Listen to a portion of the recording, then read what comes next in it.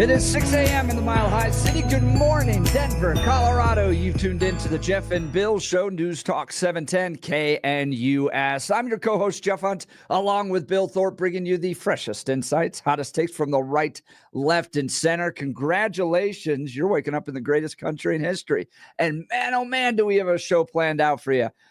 Whole 4 hours of engaging discussions, critical analysis, most importantly, your phone calls and texts, because this is where Denver's voice is heard loud and clear. So get that coffee brewing, Denver. Let's dive into the issues that matter most to you right here, right now. Phone lines are open. Give us a call at 303-696-1971. 303-696-1971. Text us on the Dan Caplis Law text line at 720-819-5115. 720-819-5115. Coming up in just a few minutes, Congresswoman Lauren Boebert's going to join us. What is going on Capitol Hill with this continuing resolution? Man, that bill full of pork and special interest spending and even pay raises for members of Congress. But doesn't look like it's going to go anywhere, at least right now. President Trump weighing in along with Elon Musk. We're going to get the latest from Congresswoman Lauren Boebert, followed by Greg Lopez. Gave his farewell speech yesterday from the floor of the House. We'll be talking with him in the 7 o'clock hour about his time in Congress. What did he learn? Do you think he made an impact? Did he represent the people of Congressional District 4 well? Those are all the questions we'll be asking him. Sean Duffy, former Deputy Chief of Staff to Governor Bill Owens, is going to be live in studio in the 8 o'clock hour. Great piece in the Denver Gazette about just the volume of laws and regulations being passed down at the Colorado State Capitol since Democrats took control. And what should we expect in this upcoming legislative session? He'll be joining us live in studio at 8 o'clock. Abe Layden joins us in the 9 o'clock hour, plus Jack Crumley, NBC national correspondent, on the most dangerous toys this Christmas season. Did you ever get a dangerous toy, Bill? Yeah, if I was lucky. Of course. Lots of dangerous toys. I had the home chemistry set. I had the home electricity set. I had all the stuff. Lawn darts. I mean, you can go through all sorts of stuff. BB gun. Wrist rockets. There's so many things. And then if we didn't have dangerous toys, we invented them. I mean, you probably never experienced the joy of wasp fights. Did you? No, a wasp fight. Yeah, wasp fights. Tell me about the wasp fight. This is again when we are left, and we talk about it when we do You Choose Things, what happens when we're left unsupervised. Wasp fights now because wasps are jerks. I mean, there's reasons for them, but we can go about the ecological issue, but they're jerks. And so you capture a wasp and you put it into the freezer for a little while. Oh, yeah. And then they get slows down. Drowsy. Yeah, but then the fun starts. Then you take it out and you take a little bit of string and you tie it around the wasp. And then you tie the string to the end of a stick. Now, your string has to be shorter than your stick. So now you have a wasp on a leash that is pissed. And then you and your friends fight each other by trying to get the wasp to attack them. Yes. I'm telling you, if we didn't have something that was going to hurt each other, we invented something that was going to hurt each other. Yes, absolutely. You know, we play war in the in and around the neighborhood. Absolutely. Yes, that was part of it. That was kind of the I'm issue. interested to hear what's on the most dangerous toy list this year. I peeked. There's some fun stuff. There's some stuff I'm like, ooh, I like that. I would have loved that as a kid. Yeah, it's kind of funny. You grew up with things like wood burning kits and stuff. Oh yeah, pocket knives, of course. And all that stuff. Yeah. So yes, dangerous toys were supposed to. In fact, if there wasn't a little danger involved, what's the point? That was kind of the point of Boy Scouts. Oh, yeah. A lot of it. Yeah, absolutely. You know, when you're 12, 13 years old. Yes. Get together with other boys. And just It's also the reason chaos. That when I was probably 12, 13, had to use my allowance to buy my younger brother a new big wheel because we wrapped his around a telephone pole. We realized that we can make a little ramp and stuff, and then things went awry, and we bent it into a U. It was awful. Yeah, so that took several months of my allowance. So this is going to be a segment Bill is going to love to dive into. Yes, I had to look at the list, and I'm like, oh, that's fun. Oh, that's fun. I'm like, that's fun, but kind of stupid. But okay, yeah, this will be fun. This will be a fun interview. Yeah. So that'll be a little bit later. The NBC national correspondent Jack Crumley. So an absolutely jam-packed day. Lauren Boebert, Greg Lopez, NBC, Sean Duffy, Abe Layden, maybe some other folks will be joining us. We'll see. Just tons of news as we wrap up this week before heading into Christmas. By the way, Bill's going to be out tomorrow visiting family and doing some stuff. Yeah, and so some stuff accomplished. So we're going to have a show takeover with Ryan Armagos, the Whip. That'll be nice.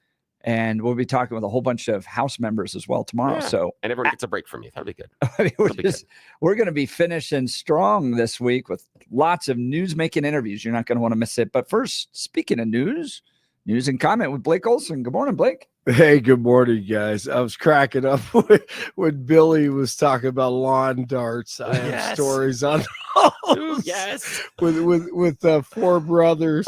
Yes. Oh my God! And the thing was, and Jeff, you know lawn darts. You know the game. Oh yeah. Okay, yeah. Good. I just want to make sure I have a point of reference. Okay, continue, Blake. I make sure you have a point of reference. No. I was just laughing because the images that come back with my brothers and I with those. Oh, the thing is, yes, those things. Oh yeah, I mean, it's at first you would try to play the game, and so the idea is you have a hoop there, but then all your friends are standing near the hoop. So inherently, this is dangerous, and then it takes you about 3 times to throw them up in the air and try to hit the hoop and go, "This is dumb. How about I just throw it at my friends?" Right, Yes. exactly. Wait a minute, what's the hoop for? This is dumb. I didn't even know the hoop was in there. Yeah. We used to have our friends hold the hoop and you tried to throw it through the hoop. So we were throwing them purposefully at our friends. Those things were awesome. We were idiots. Yes, we were idiots also. Yes. On 1327 Grace Peak Drive, man. There were a lot of things going on there. Our thing was bottle rockets into lacrosse shafts. Nice. Without that top on, you'd light them and drop them down and then aim and fire at them at people. We went a step further. We went to the hardware store and we bought PVC tubes. And we would cap them off in the back, and then we would cut a hole in the top, and then we'd attach a handle. You could strap a handle onto it, so you could use it like a small bazooka. Or you could hold it small in your arm like a gun. And the key was you had to cut the slit in the top, so when you drop the bottle rocket in, the fuse was on the outside. Yes, so the fuse on the outside, you light it, and then right at your friends. I'm sold. I'm sold, Yes. Jeff. I don't know what we didn't know what lacrosse sticks were. We had never we didn't have those at that time. So we just had pipes. Yeah.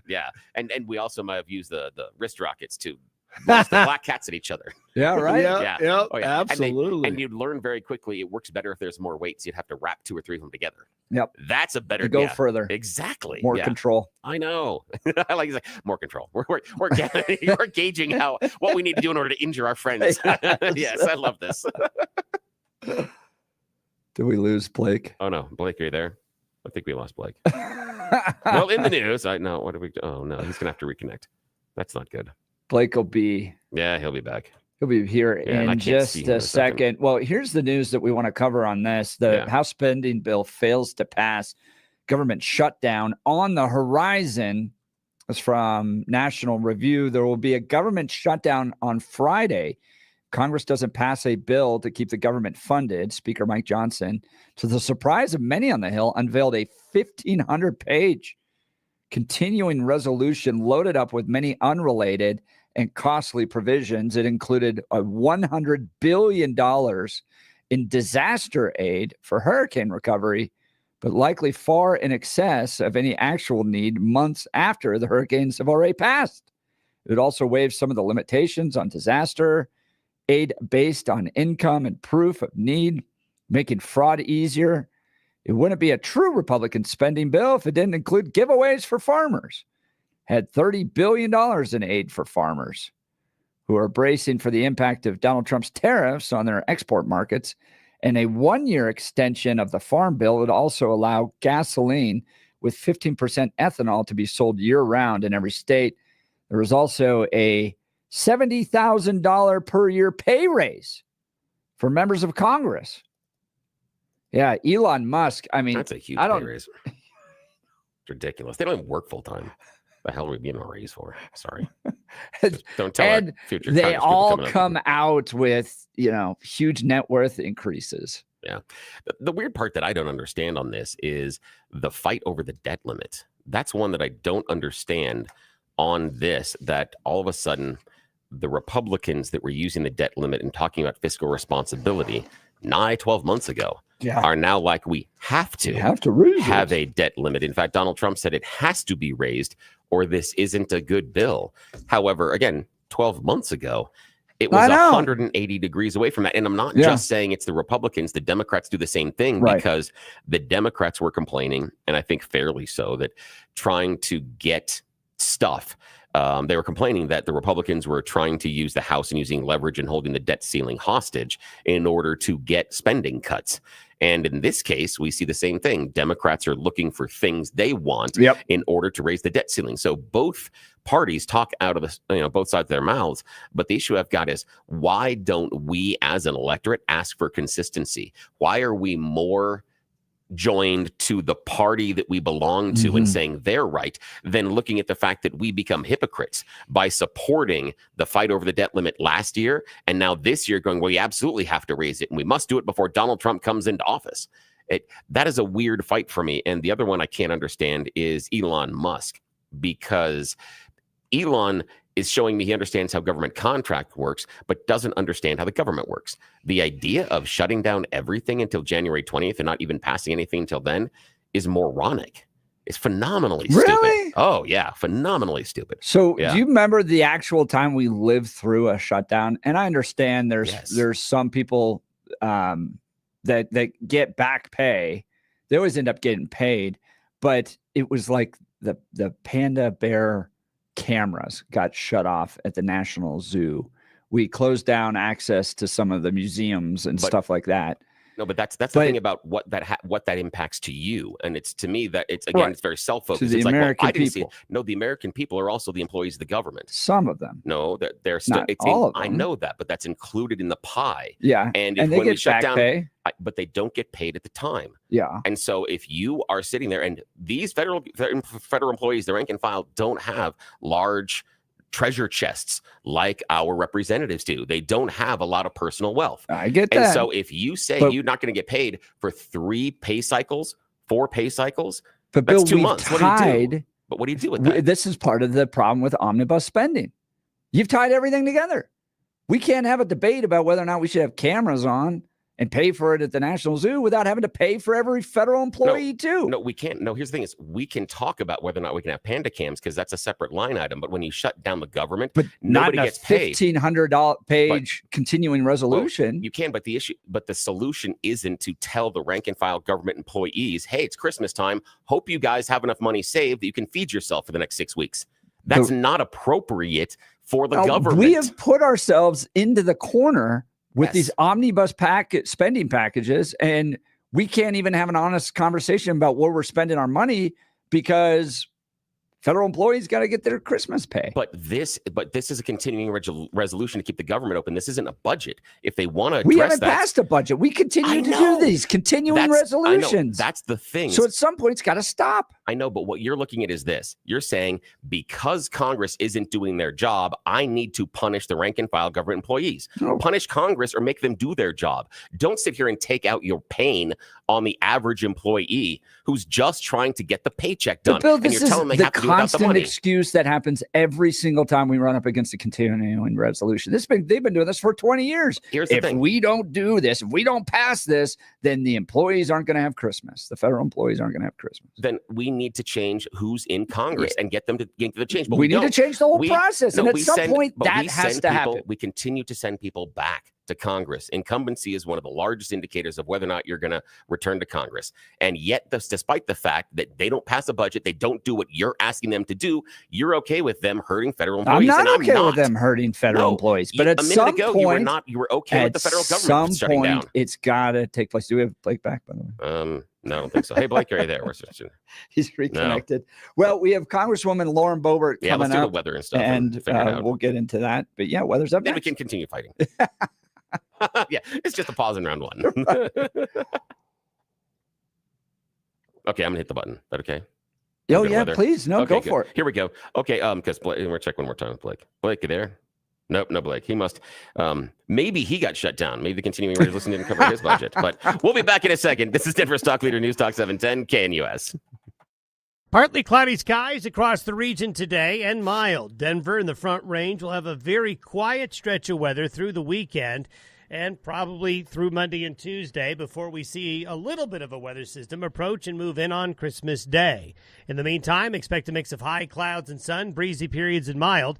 Highs today through Sunday, upper 50s to near 60 degrees. Overnight lows will mostly be 20s and 30s. Meteorologist Don Day in the 710 KNUS Weather Center. RockyMountainBargains.com, where you'll always pay half price. Why pay retail when you can get what you want at 50% off? Just go to RockyMountainBargains.com and save. Here's this week's featured item. $50 gift cards from Rodizio Grill in Inglewood and downtown. Get them now for half price. Get it now at RockyMountainBargains.com for 50% off. RockyMountainBargains.com, where you always pay half price. Restrictions apply. Go to RockyMountainBargains.com for complete details. Rocky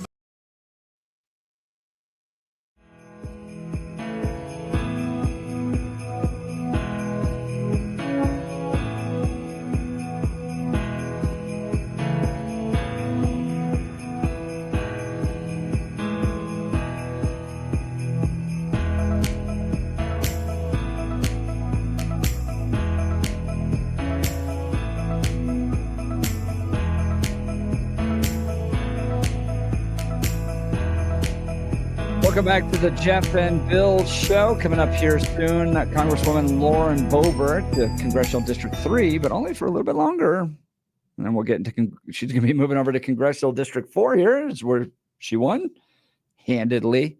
By the way, her Democrat opponent invited lots of times onto the show, never came. Should have joined the show, but she didn't.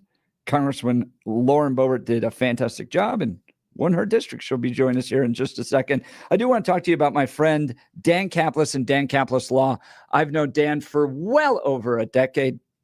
Dan is pro-life, pro-family, pro-America. That matters because who you choose to represent you in an injury case says a lot about you to everyone involved in the case.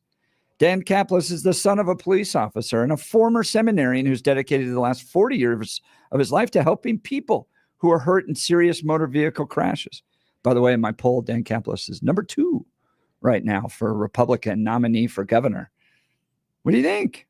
I think Dan would do a great job as it. But if you are stranded or stuck in an injury case and you need some help, Dan Caplis is the guy that can help you right now. But more than just being a great guy, he's a real winner in the courtroom. Dan is believed to be the only lawyer in Colorado history to win 5 straight multi-million-dollar verdicts in Colorado crash cases. Dan is also believed to have won the largest truck crash verdict in Colorado history. Dan Caplis Law is so trusted that they're the official law firm partner of the Denver Nuggets and the Colorado Avalanche. Dan Caplis Law is a serious firm for serious cases. Dan accepts righteous injury cases on a percentage fee basis. That means he can help represent good people from all walks of life without regard to ability to pay. So chances are you're not on the side of the road right now with a busted up car or a car accident or fall in an injury case. But when that happens to you, do you want to be scrambling to try to find Dan Caplis' phone number? No, of course not. So put it in your phone right now. It's just one more contact. Keep it in there. And if you get in an accident, you're having to deal with the police and law enforcement, first responders, maybe, God forbid, somebody's injured and you're having to deal with insurance as well. Do you want to have to be scrambling to find Dan Caplis? No. So here's his phone number. Dan Caplis Law. Here we go. 303-770-5551. That's 303-770-5551 or hit dancaplisLaw.com. That's Dan, C-A-P-L-I-S law.com. We'll continue with the Jeff and Bill Show on News Talk 710 KNUS. At this hour, I'm Christina Owayo in Dallas, and here are your top stories. President Donald Trump is responding to a report released by a House subcommittee recommending that former Congresswoman Liz Cheney be investigated for her actions during the January 6th hearing, saying Liz Cheney could be in a lot of trouble based on the evidence obtained by the subcommittee, which states that numerous federal laws were likely broken by Cheney and they need to be investigated by the FBI. Trump has previously stated that Cheney committed actions that could land her in jail. The 128-page report asserts that Cheney secretly colluded with former White House aide Cassidy Hutchinson, among others, without their attorney's knowledge. Cheney, they found, staged a direct intervention, including tampering with her attorney selection and pressuring her to change her story. The report concluded that the Democrat-led January 6 committee was biased against Trump and presented, quote, uncorroborated, cherry-picked, and at times false evidence. The Federal Reserve cut its key interest rate by a quarter point, marking its third cut this year, but also signaled that it expects to reduce rates more slowly next year than it previously envisioned, mostly because of inflation. The Fed's 19 policymakers projected that they will cut the rate by a quarter point just twice in 2025, down from their estimate in September of 4 rate cuts. That's what you need to know at this hour. In Dallas, Christina Aguayo, Salem News Channel.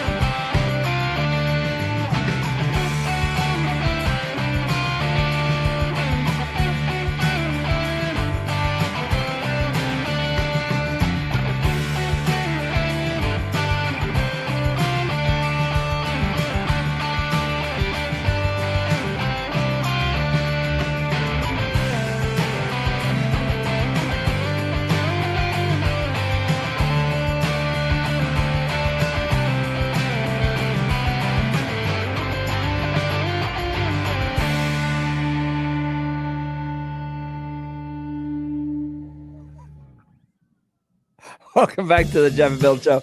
It's fun to watch Bill. I can see him through this glass, and he gets so excited about this Christmas music. This is great. This is the Pretenders. Have yourself a merry little Christmas. This is really good. Chrissy Hynde has really kind of, leaned into the song. It's really understated, her delivery. So my wife and I were talking all about this yesterday because I was like, who really loves Christmas music was Bill, and she was listening to the show, and my wife really loves Christmas. The minute not Thanksgiving's done, Halloween's done. It is Christmas season in our house. Oh, that's fantastic. And I was like, they were laughing. They were going, Jeff, you're a little Scrooge-ish. And she goes, no, you're not Scrooge. You just don't celebrate anything. You don't celebrate your own birthday. I'm like, you're right. I don't celebrate my own birthday. I just plow right through it. We just go to work. Funny. Oh, that's funny.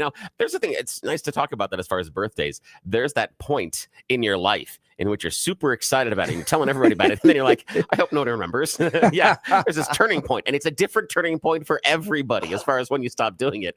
But there's also that turning point when you're younger. We're like, I'm 7.5. You stop going, I'm 45.5. You stop saying that too. So there's all those changes in your life as you get older. Yeah.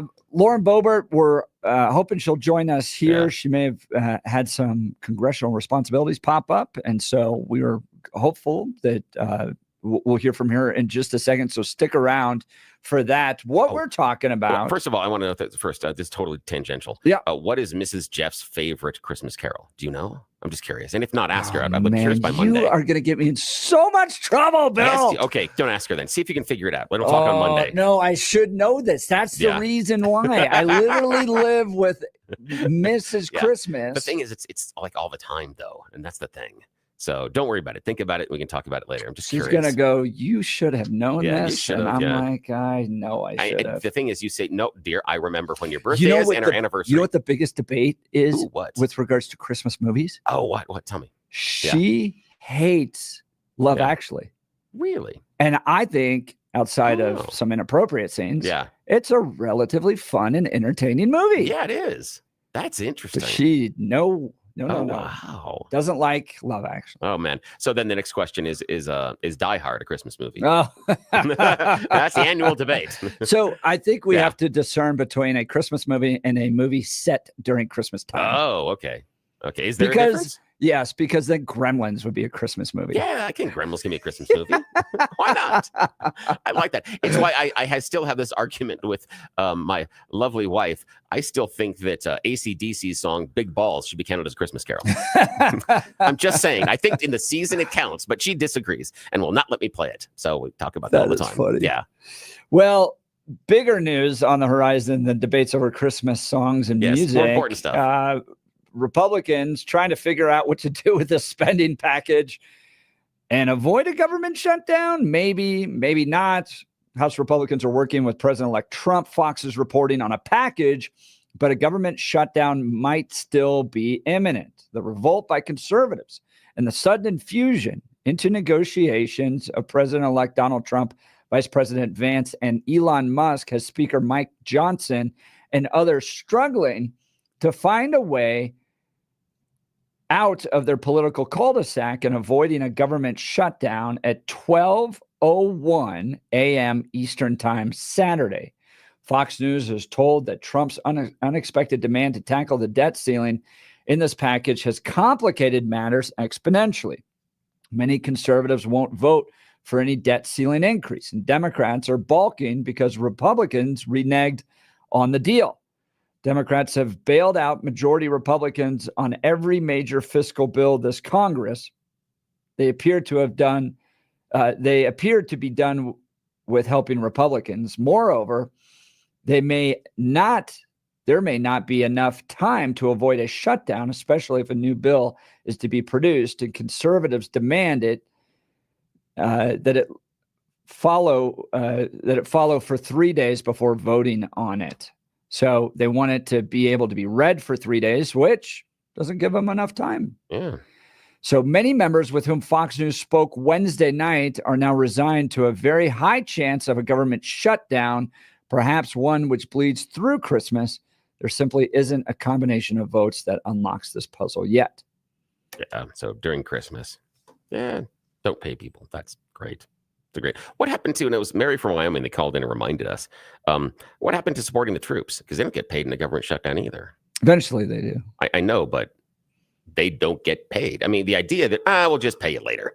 I mean, if your employer came up and said, I can't pay you now, but I'll pay you money 3-4 months. But people file lawsuits over that. I know someone involved in a lawsuit currently, and for that's almost part of 6 figures. But that's part of the paid. working for the federal government. You understand, assume that risk, but it's not like they don't ever get paid. It just gets delayed a little bit. And I understand. I'm not discounting the fact that for a majority of Americans that live paycheck to paycheck, that's incredibly tough. But my point being, we did this to ourselves because we won't discuss and debate budget line items.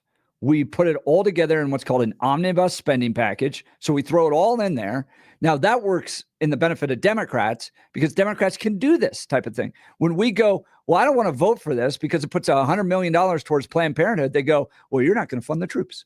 Well, but the GOP does it too because the GOP's been in charge in Congress over I the know. course, and so it's not just Democrats. I'm not. And okay, help me understand but the omnibus package benefits Democrats. I disagree. 100%. I think it benefits both sides. It benefits whoever's in power and whoever has the leverage at that point. But here's the question: if we shut down the government, does that mean that Congress is going to pass a budget? Because that's what we want to have happen. Right. We want to force them to the table. What I want to know is, how is this a corrective measure? Because I don't see this being a corrective measure because when they have to negotiate, they shut down the government. When they have to negotiate reopening it, they're not going to do a new budget. They're going to do either continuing resolution or omnibus package. They're not going to get you. I don't understand why they couldn't go, all right, guys, at this point, we got to get federal employees and troops paid. Because we're going to start with bill number 1 this way, and that's what we're going to fund first. How long will that take in Congress? Well, it should be pretty quick, don't you think? Not necessarily. You just said all the fighting back and forth. Right. So the issue being, how many bills are we going to run? Are we going to be running 500, 600 bills? So you're looking at shutting down the government for months. We do in our state legislature. I know, but you're talking about shutting down the government for months. It's not about the legislature here. Not all the government. How many months? How many months is our legislative session? Why do you have to shut down all the government? Why couldn't you go, at this point, we want federal employees and troops. Bill number 1. We're going to do that. And then, we can debate $100 million for Planned Parenthood in March. I don't think at this point you necessarily can piecemeal some of it out and some of it's already paid for. And the issue with the budget, with the continuing resolution and on the debt ceiling is these are checks that we've already written. This is not the budgetary reconciliation process. Mm-hmm. This is like taking out a car loan and then coming back later to the dealership and saying, I got to renegotiate this with you. I don't like this very much. That's not what happens. You need to go out and do it again. You don't come back and say, hey, you don't come back to your mortgage company and say, yeah, I know I signed this contract to pay you $4,000 a month for this $1 million home, but now I don't want to pay you $4,000. No, you got to go get a different loan. You got to go through the process. You don't go back to them and say, now I'm not going to pay you $100. I'm not going to pay you $1 million for home. I'm only going to pay you $75,000 for this house. Why that stops you from being able to piecemeal this thing together? It stops you because you've already shut down the government. These are bills that are coming due regardless. You're talking about changing spending in the future, and this is not the time to change spending in the future. There's never time to change spending in the future. At some point, you've got to do it. They never did it. When did they do this? In March, April, May, June? They don't do this stuff. That's our lawmakers' problem for the budgetary process, but this is not the budgetary process. This is paying the bills you've already agreed to pay. This is an omnibus spending package. No, it's a continuing resolution to keep the government open. Yeah, it's different. Well, it's not omnibus spending. A spending package is budgetary. This is one that is about keeping the government open, and both sides are trying to get things. Last year, it was on spending cuts. This year, it's going to be on raises and other funding stuff in there. There's more than just, can we continue to pay what we've already committed to do? There's new spending projects, and there's pork in that bill. There's some that is tacked into there, but that's because in order to get the continuing resolution passed, that's what they had to do. But this is about paying our bills we already have, and that's the same thing with these debt ceiling. And now the debt ceiling that was a big deal last year is not a big deal to raise it this year. This is just playing politics and something. There's $100 billion in disaster aid. That's not just paying a bill that we've already committed to doing.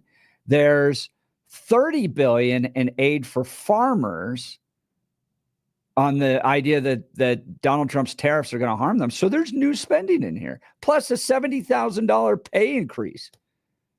Yeah. So what they do is they lump it all together and then go, if you don't support this, then federal employees are going to go without Christmas. And that at a certain point, that's got to stop.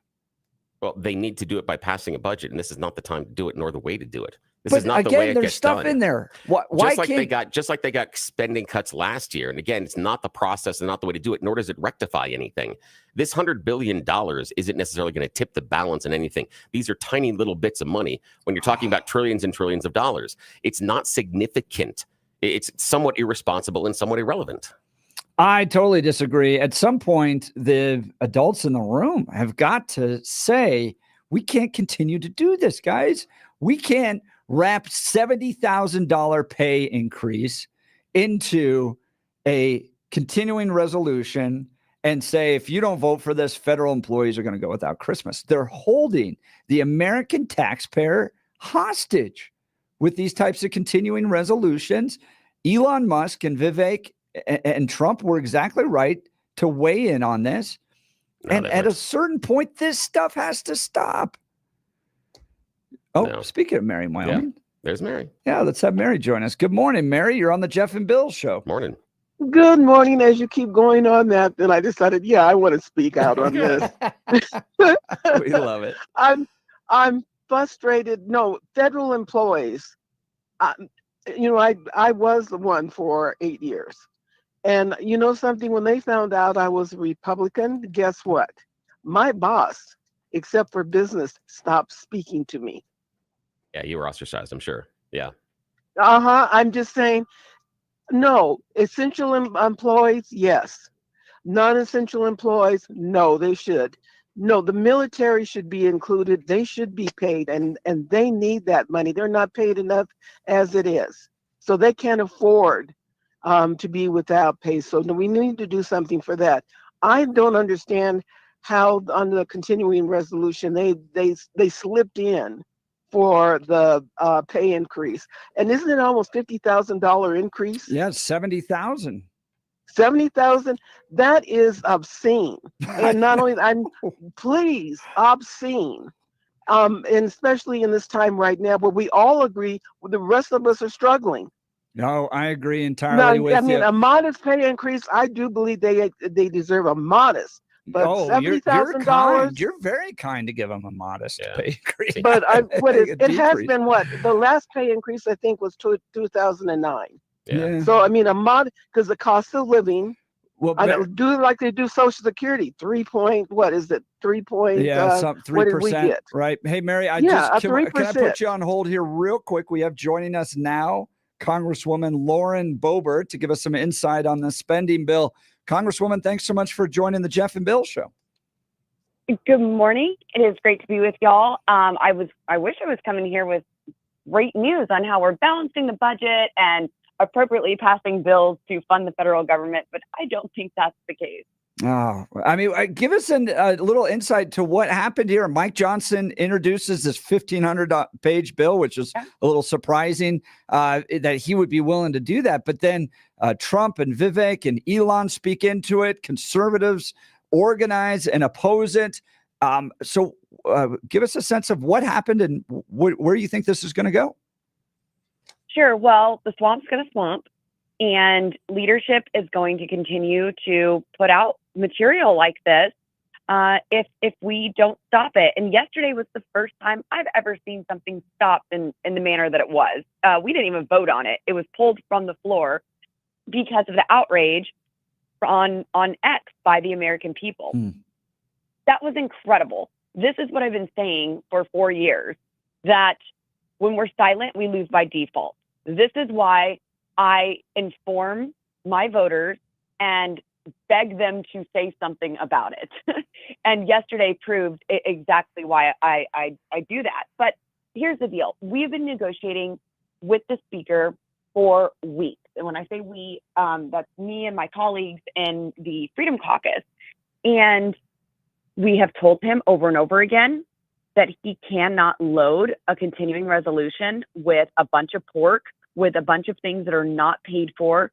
We cannot have just a show vote that pretends to pay for it, like an amendment that we can say, oh, well, have this gimmick pay for, or at least we could vote on it and maybe it won't pass.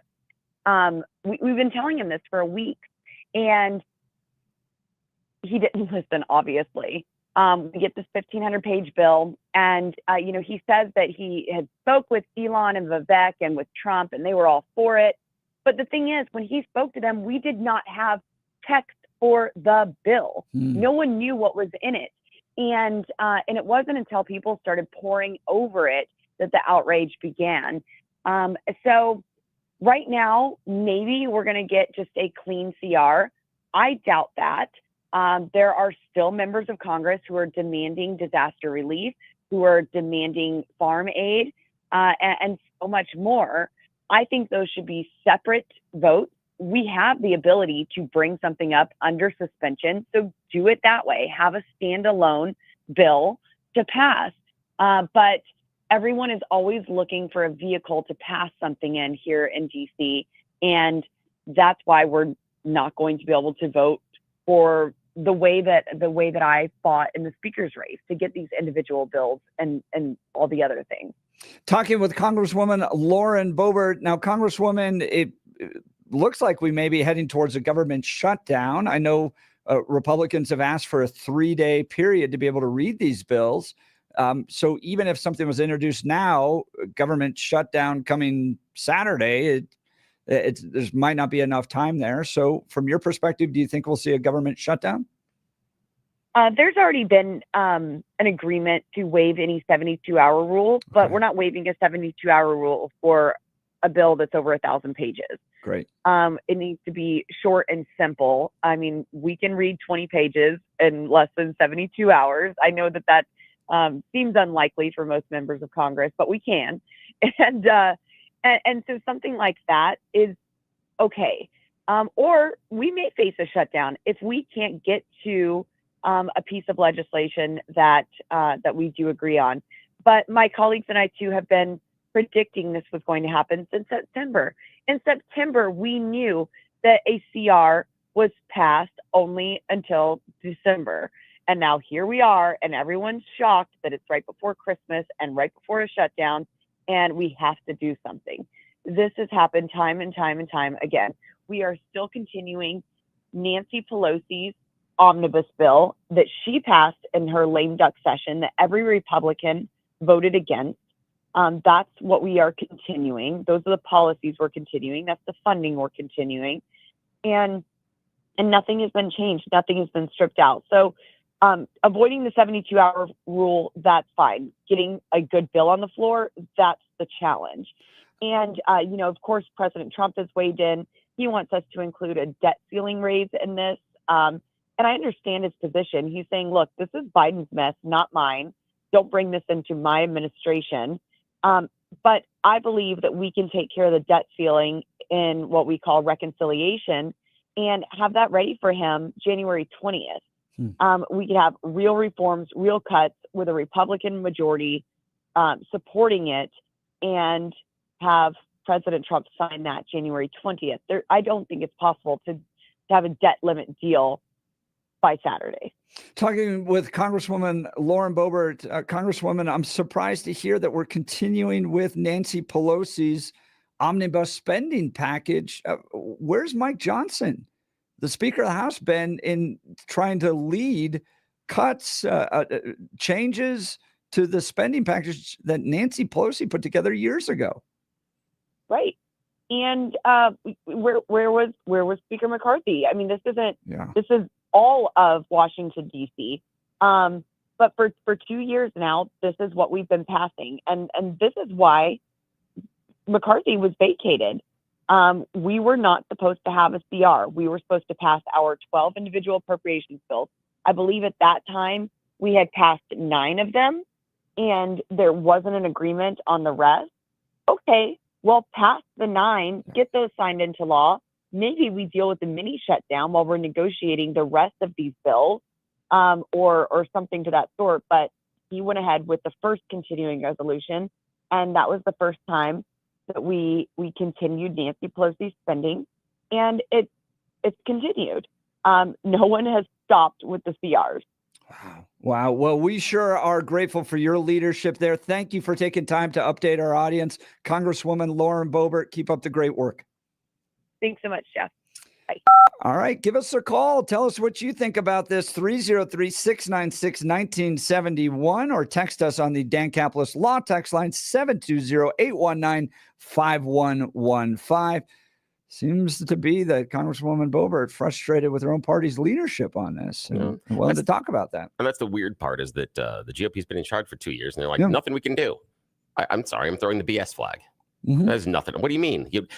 I agree with you on that, Bill. How many parts of the government do you need to control in order to be in charge? Yeah. I mean, they have all three right now. They had three. Well, and Democrats had all three. Point, that's what led to Speaker McCarthy's being vacated out of his seat. So we'll continue the conversation. You're listening to the Jeff and Bill Show. This is Denver's Talk Leader News Talk 710 KNUS. RockyMountainBargains.com, where you'll always pay half price. Why pay retail when you can get what you want at 50% off? Just go to RockyMountainBargains.com and save.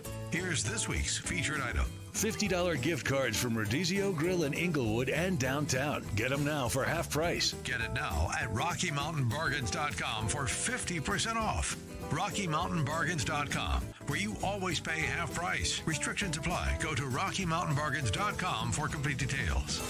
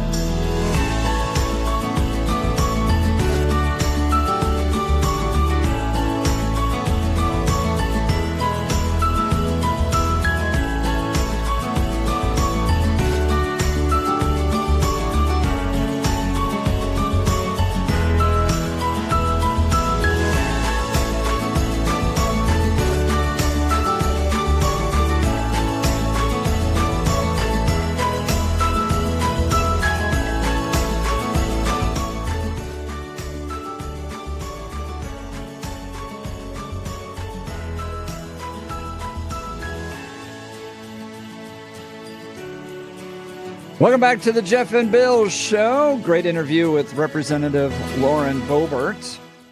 Strong words for Speaker Mike Johnson.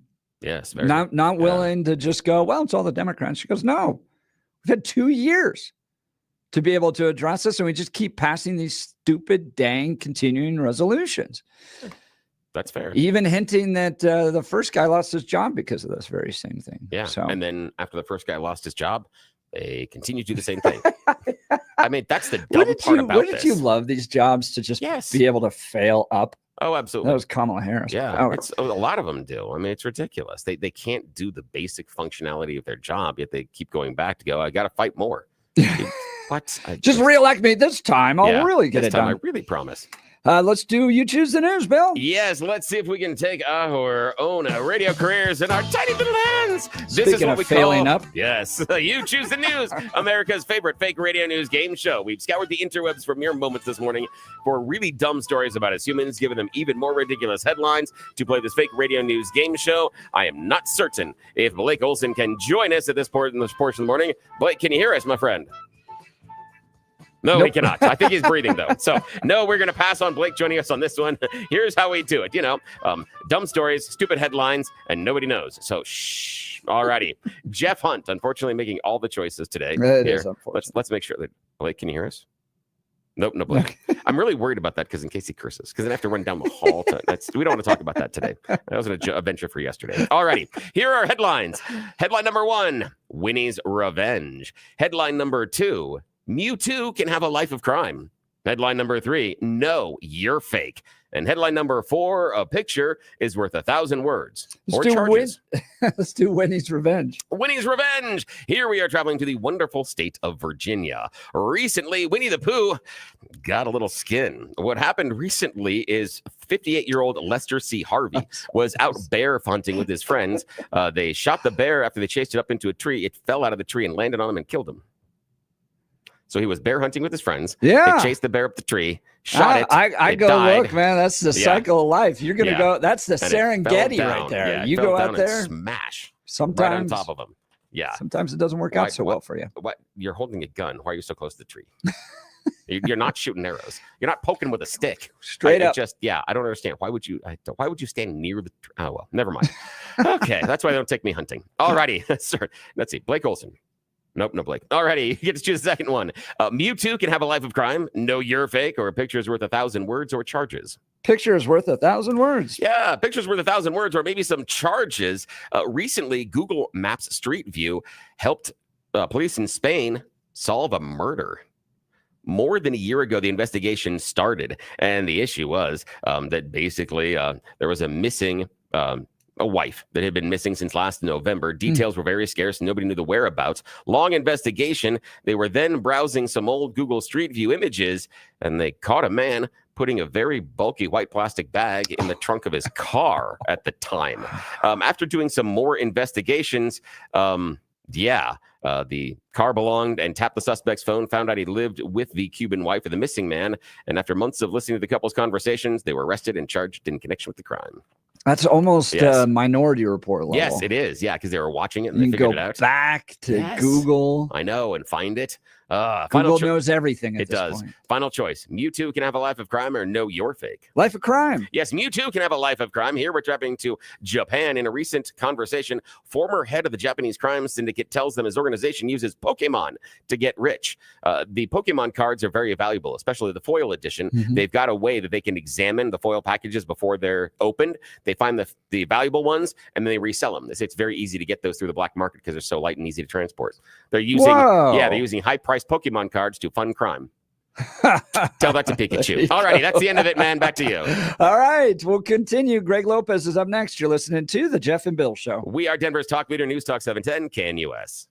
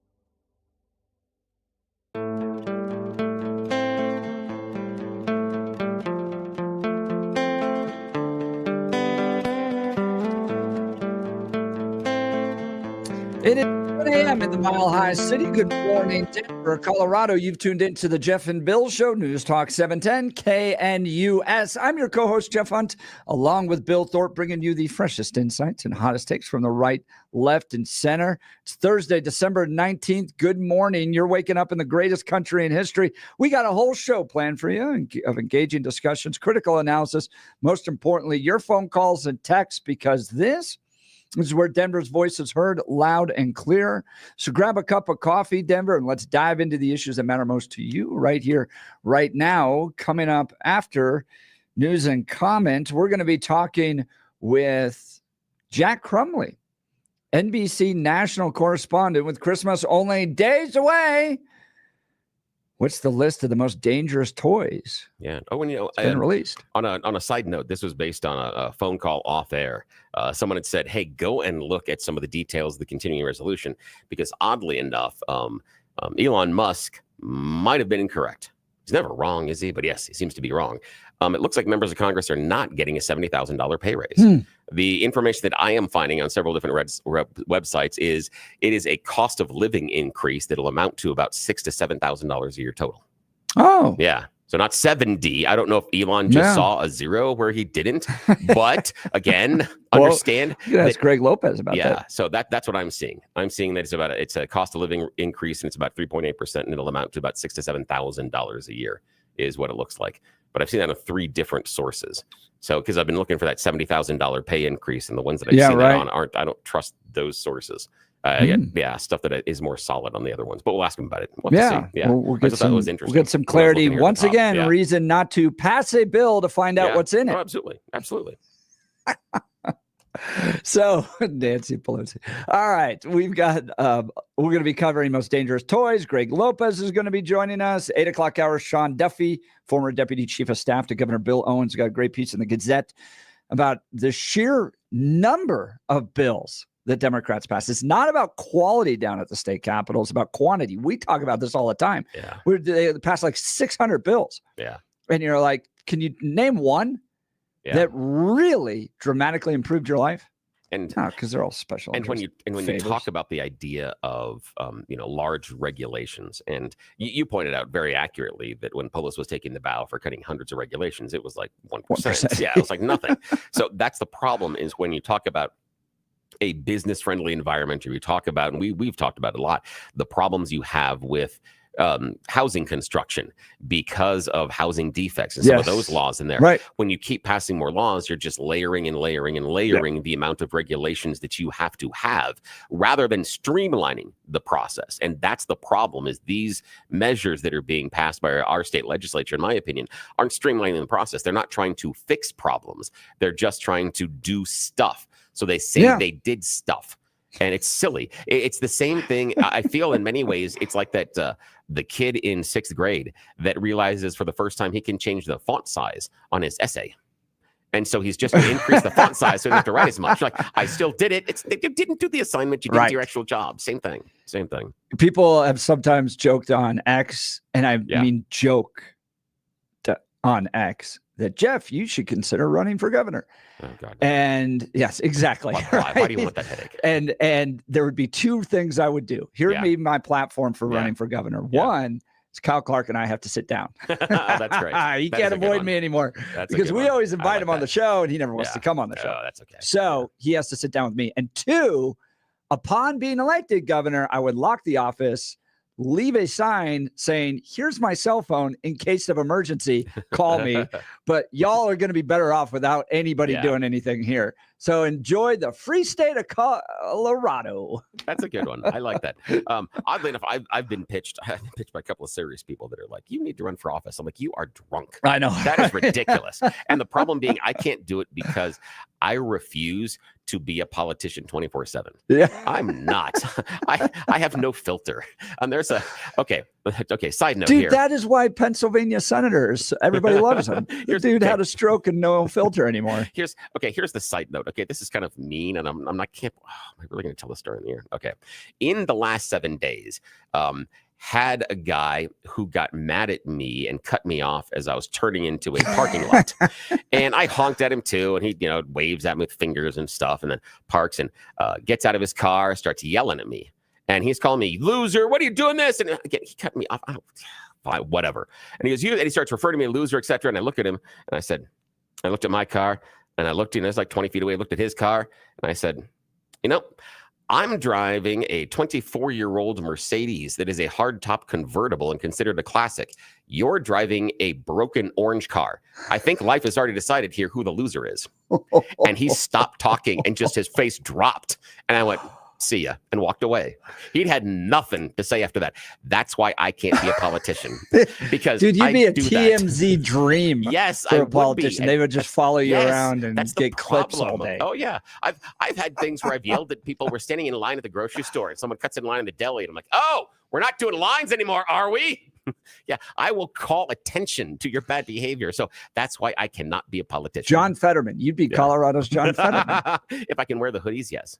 Yeah, see, it's not such a bad gig. If I can do that, if I can wear the Carhartt hoodies all the time, honestly, it'd be better than Jared Polis doing a stupid Feliz Navidad dances. Yes, that would be yeah, and I can dance better than that too. I'm telling you, I can dance. John Hickenlooper driving his little scooters around. Come on, we could take a step up with Billy and Mike Johnston doing his little bike to work thing. Yes, you're like, you don't know what you're doing, and you watched it, and you're like, that's not. Oh well, yes. That's why I can't be a politician. My first speech is relegated to talk radio, Bill, for the rest of our careers. That's okay. But we just get to make fun of politicians. I'll take that as a badge of honor. Well, look, are you going to start the new year dealing with the same old joint pain, losing sleep, not able to take walks, or do what you love because of your knees or hips hurting all the time? Guys, let's not start 2025 this way. Take action now. Get the pain relief you deserve. You got to give QC Kinetics a call, all right, and say goodbye to shoulder and back pain. QC Kinetics local medical professionals are waiting for you. Their advanced protocols in regenerative medicine have helped tens of thousands of people, and I'm talking lasting relief. Imagine a new year without those achy joints, no more pain pills, no more steroids. Joel here in our office utilizes QC Kinetics. Here's what they do for him. So they draw out a little bit of blood. They spin it and get to the plasma, which has like really strong healing properties, and then they inject it back where he's got some pain, and it goes in there and it actually heals it. And the result, Joel is playing now more golf than he ever has before. He hikes without having to take a day off the next day. He is more active than ever before, all thanks to QC Kinetics. So they use the healing properties of your own body to attack the root cause of your pain, revitalizing the joints so you can move again. Best of all, no surgery, no drugs, no downtime. So find out if all natural regenerative medicine is for you. Call QC Kinetics. Consultation's totally free, and you can use your HSA and FSA dollars. Live your best life in 2025 and get started now. Here's the phone number, 303-900-8986. That's 303-900-8986 with locations in Aurora, Superior, Highlands Ranch, and the Springs. So there's one near you. Go check out QC Kinetics. You probably have some time coming up. You can get off a little bit of work and get this done, and boom, you're right back out there making it happen. All right. We have Jack Crumley coming up in just a second with Christmas's most dangerous toys. You're listening to The Jeff and Bill Show. We are Denver's talk leader, News Talk 710 KNUS. RockyMountainBargains.com, where you'll always pay half price. Why pay retail when you can get what you want at 50% off? Just go to RockyMountainBargains.com and save. Here's this week's featured item. $50 gift cards from Rodizio Grill in Inglewood and downtown. Get them now for half price. Get it now at RockyMountainBargains.com for 50% off. RockyMountainBargains.com, where you always pay half price. Restrictions apply. Go to RockyMountainBargains.com for complete details.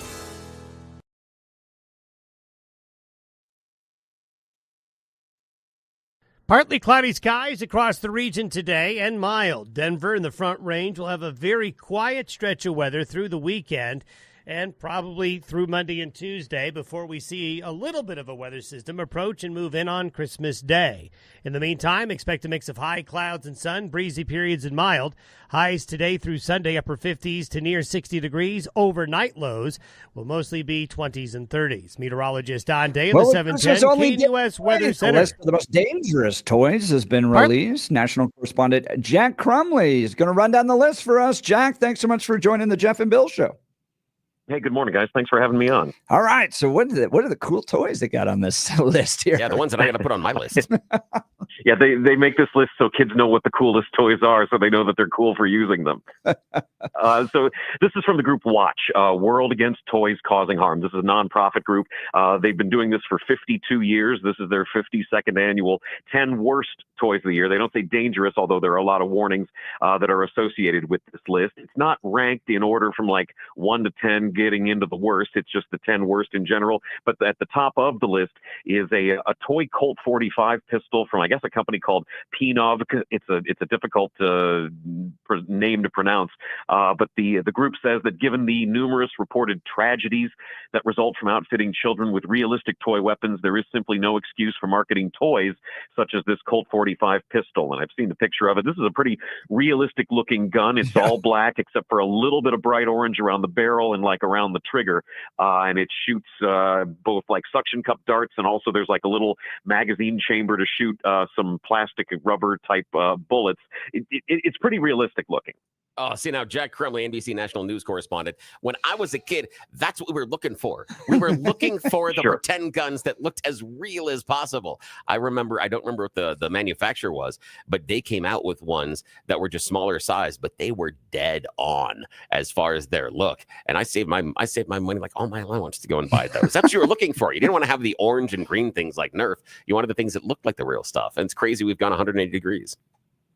Well, I mean, that's in part, and this group points it out, because of, police having to respond to stuff and guns, toys that do look real, and then, kids end up getting hurt. Yeah, you have no idea what's going on. Yeah, you have to make the assumption that it's a real gun when you show up. And so it's just sad that we've gotten to that position. Now, Jack Crumley, what is number 2? What's another one on the list? So also on the list is Bristle Hedgehog. This is sold. It's like a little stuffed animal sold as a cuddly toy. It says for babies as young as 24 months old. So that's up to 2 years. But they say that the toy's long fiber-like hair may not be adequately rooted and is prone to shedding. So they don't want that getting into, I guess, kids' throats and having a concern about that. Oh, yeah. And the young ones do like to put everything in their mouths. So now, do you think getting on this list is a good thing or a bad thing for these toys? Do you think Yeah, go ahead, Jack.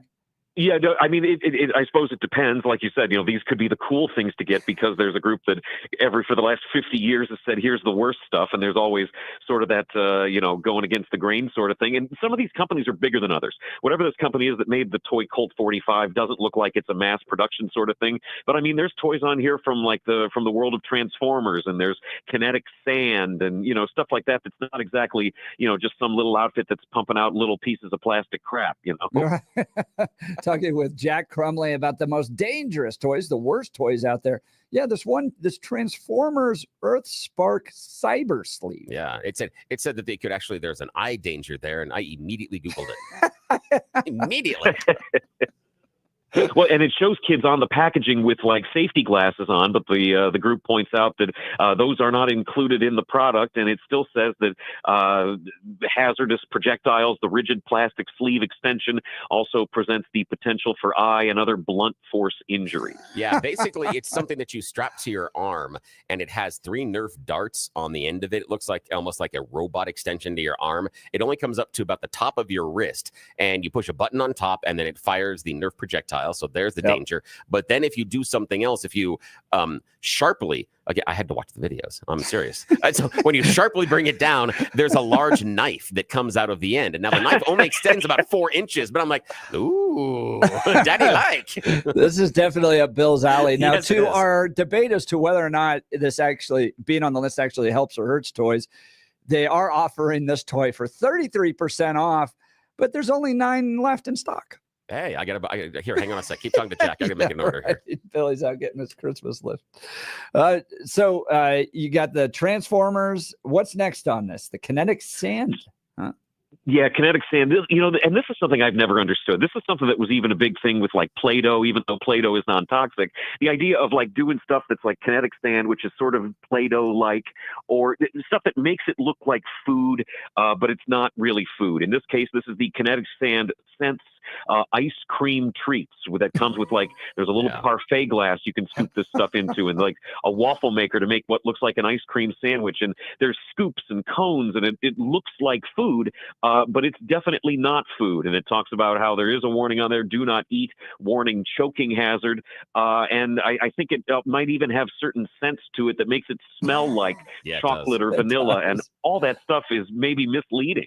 Bill, I'm 43, I think, and this looks delicious to me. It does. So fantastic. I don't know how a kid's not going to put that in the mouth. Moment of honesty between Jeff Hunt, myself, and Jack Crumbley, NBC national radio correspondent. Everybody, raise your hand or say "I" if you ate a little Play-Doh. I totally. Did you? Oh, hell yeah. It's salty. Yes. Oh, yeah, I think I did. That's salty. True. Now that you say that, I'm like, I probably did. Absolutely. And so Jack's absolutely right that the stuff that looks like the food, yes, the kids are going to put it in their mouth. Absolutely. So, Jack, what else is on the list? Mixed messaging. Yes. So, what else is on there? So one of the other things that sort of caught my eye was this thing. It's the Click and Play toy remote set. This is like a little 3-pack of toys for little kids. One of them's like a set of keys that has like a remote door unlocker, and then another one's like a little Nokia cell phone, and then also what looks like a little remote control. And they all have batteries, and you push the button and it makes noise and maybe makes lights or whatever. The thing that caught my eye was the warning from the group on it. Talks about how there is a warning on the box that inexplicably instructs that the, quote, toy is not intended to be mouthed by the baby and should be positioned clearly out of reach of the baby's face and mouth. So that sounds like a fun thing to play with. Yes. Oh, that's just fantastic. Now, again, people that are, that are longtime parents will understand, and I don't know if you have kids or not, Jack, but you'll understand that there's a point in which the toys that make the noise. And there is this, I would say, kind of a choice dynamic that you go through when you're buying Christmas gifts for your friends' children. And it's a real kind of barometer of how much you like them. Because if they've been kind of a pain in the ass this year, the louder toy, the better. The more the thing will just go blah, blah, blah, blah over and over at 4 o'clock in the morning. That's the toy you buy the friend that's been a pain in the ass this year. You buy the thing and speaking of that, they have a xylophone on this list. I saw that because it has a little stuff on it. Zoo Jam's doggy xylophone, which looks like sort of a little wiener dog that has a xylophone built into its back. And the group talking about how the concern on this is that there aren't any warnings about the slender, rigid, approximately 8-inch long drumstick handle, which can potentially be mouthed and block a child's airway. Yeah, which again is a lack of imagination, because everybody that has had one of those xylophones knows exactly what you do with the mallet. You hit your siblings. It's a complete lack of imagination. And then there's one that's really cool that made the list: the X-Shot Skins Dread Blaster Poppy Playtime. Yeah, this is, it's another one of these like toy gun types. This one is not very realistic looking outside of the fact that, it looks like a fat pistol with like some cartoon imagery on this. This is sort of more of your boilerplate, like, don't aim this at your brother's eye because it's, apparently the dart shoots out with enough force that it really could cause some injury.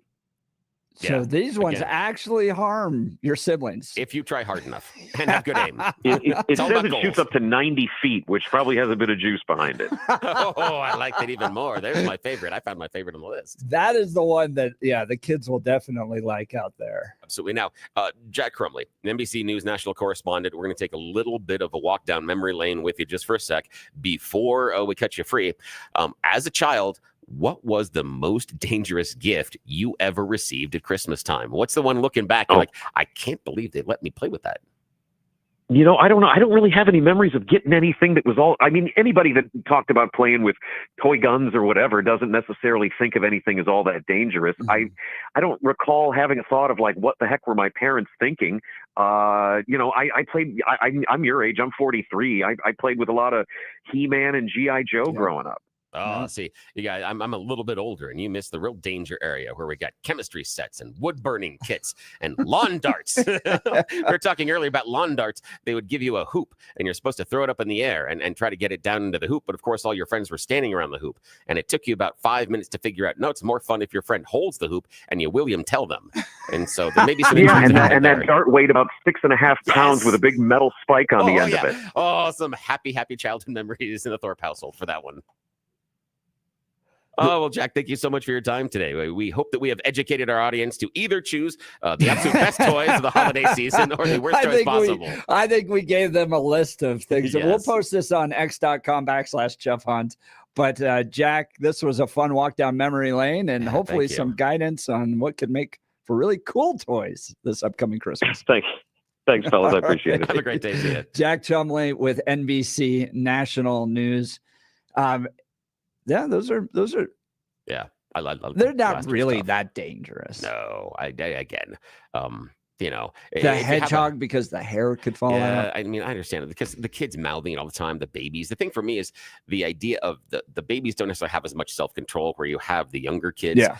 And yes, you're going to shoot the Nerf darts at your friends and everything. If you got to dodge out of the way. And I'm sorry if I hate to say that, but you know, if the kid shows up with an eye patch in 4th grade, well, there's a lesson. And we're talking about it. You know, I don't think he's got permanent blindness. But I mean, there's an this issue. goes back to what was that movie? You're going to put your eye out, kid. Yeah, it is a Christmas Story. Christmas Story. Yeah, with right. Ralphie. Yeah. And Now- that was made in what? Yeah, that was 80s or something? yeah. And then here's the trivia question though. Ralphie, the Red Ryder BB gun that he gets, Mhm. there is something that is a survival tool that is in the stock of the BB gun. Really? If you remember the movie at all, do you I remember don't. what it is? No. It's a compass. There's a Oh, compass yeah? on the inside of that. Yeah, there's so many things I remember seeing that Red Ryder BB gun. Yeah. And then also with Ralphie, do you remember when his mom is going to wash his mouth out with soap? He thinks something bad is going to happen to him. Do you remember what he thinks is going to happen? He thinks he's going to go blind.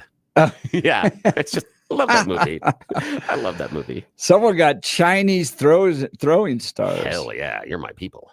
Yes, you and I both. And then I they had a went on to riot say, collection. Bill still eats Play-Doh today.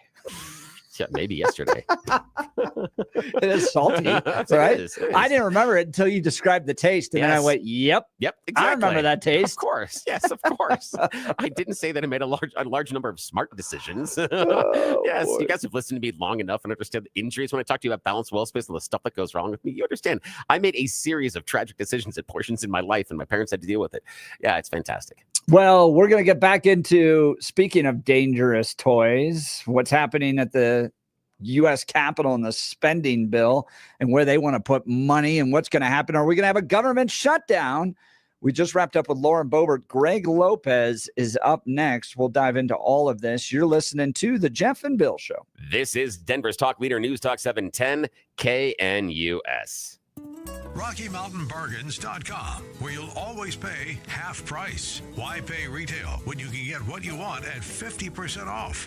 Just go to RockyMountainBargains.com and save. Here's this week's featured item. $50 gift cards from Rodizio Grill in Inglewood and downtown. Get them now for half price. Get it now at RockyMountainBargains.com for 50% off.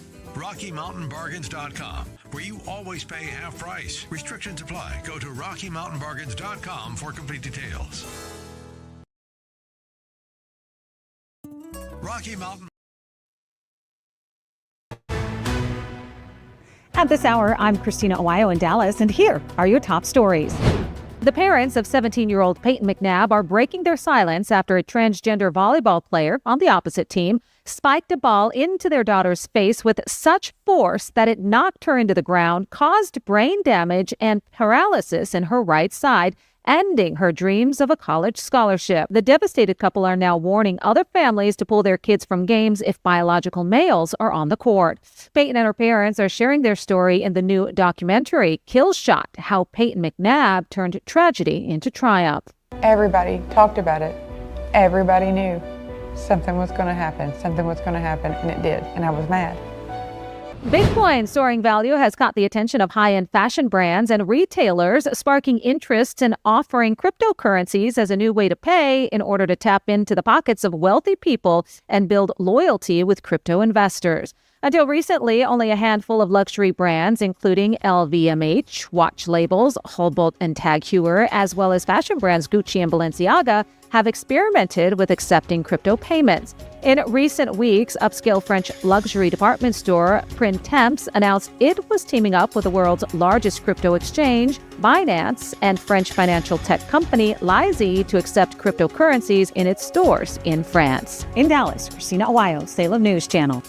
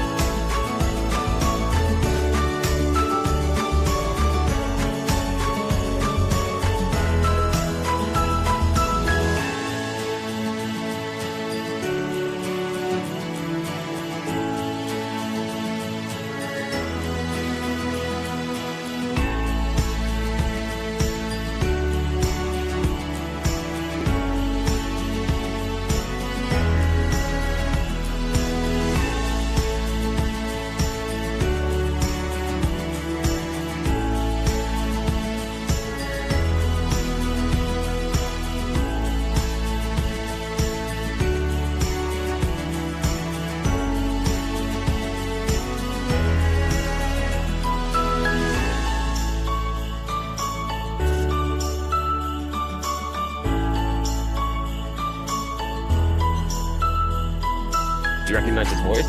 No. Ah. This is Barry Manilow. No, it's not. Yes. This is Barry Manilow doing Jingle Bells. Yeah. Yeah. Wow. I In know. his younger days? Yeah. Okay, Yeah, I was going to say, he had a lot deeper. Oh, yeah. I'm telling you. Yeah. I get obscure with these things. You but again, do. this is a good traditional song, but this is a lot of fun. I This think is one you wonderful would one. choose to live in a Hallmark movie if you could. No, because too predictable. I like chaos. I'd probably live in one of those like Christmas horror movies. That's a problem. That's funny. Like Violent Night, something like that. That'd be the problem. Oh, Bill, full of surprises. All right. Yesterday, powerful speech given on the floor of the House of Representatives as Greg Lopez wraps up his time in Congress. Listen to this speech.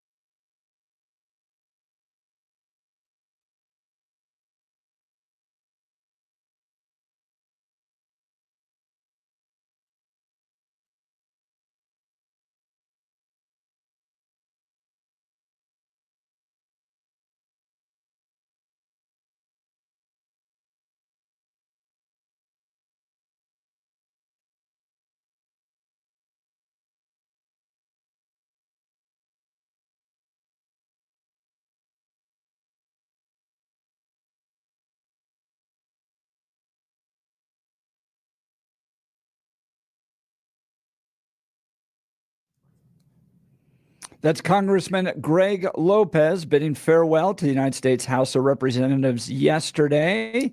He joins us on the Jeff and Bill Show. Congressman, I have one thing to say to you. Well done, good and faithful servant. Nicely done. Great job, sir.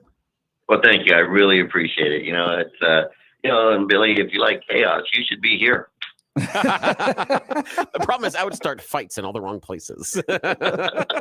You're much more behaved than I am, sir.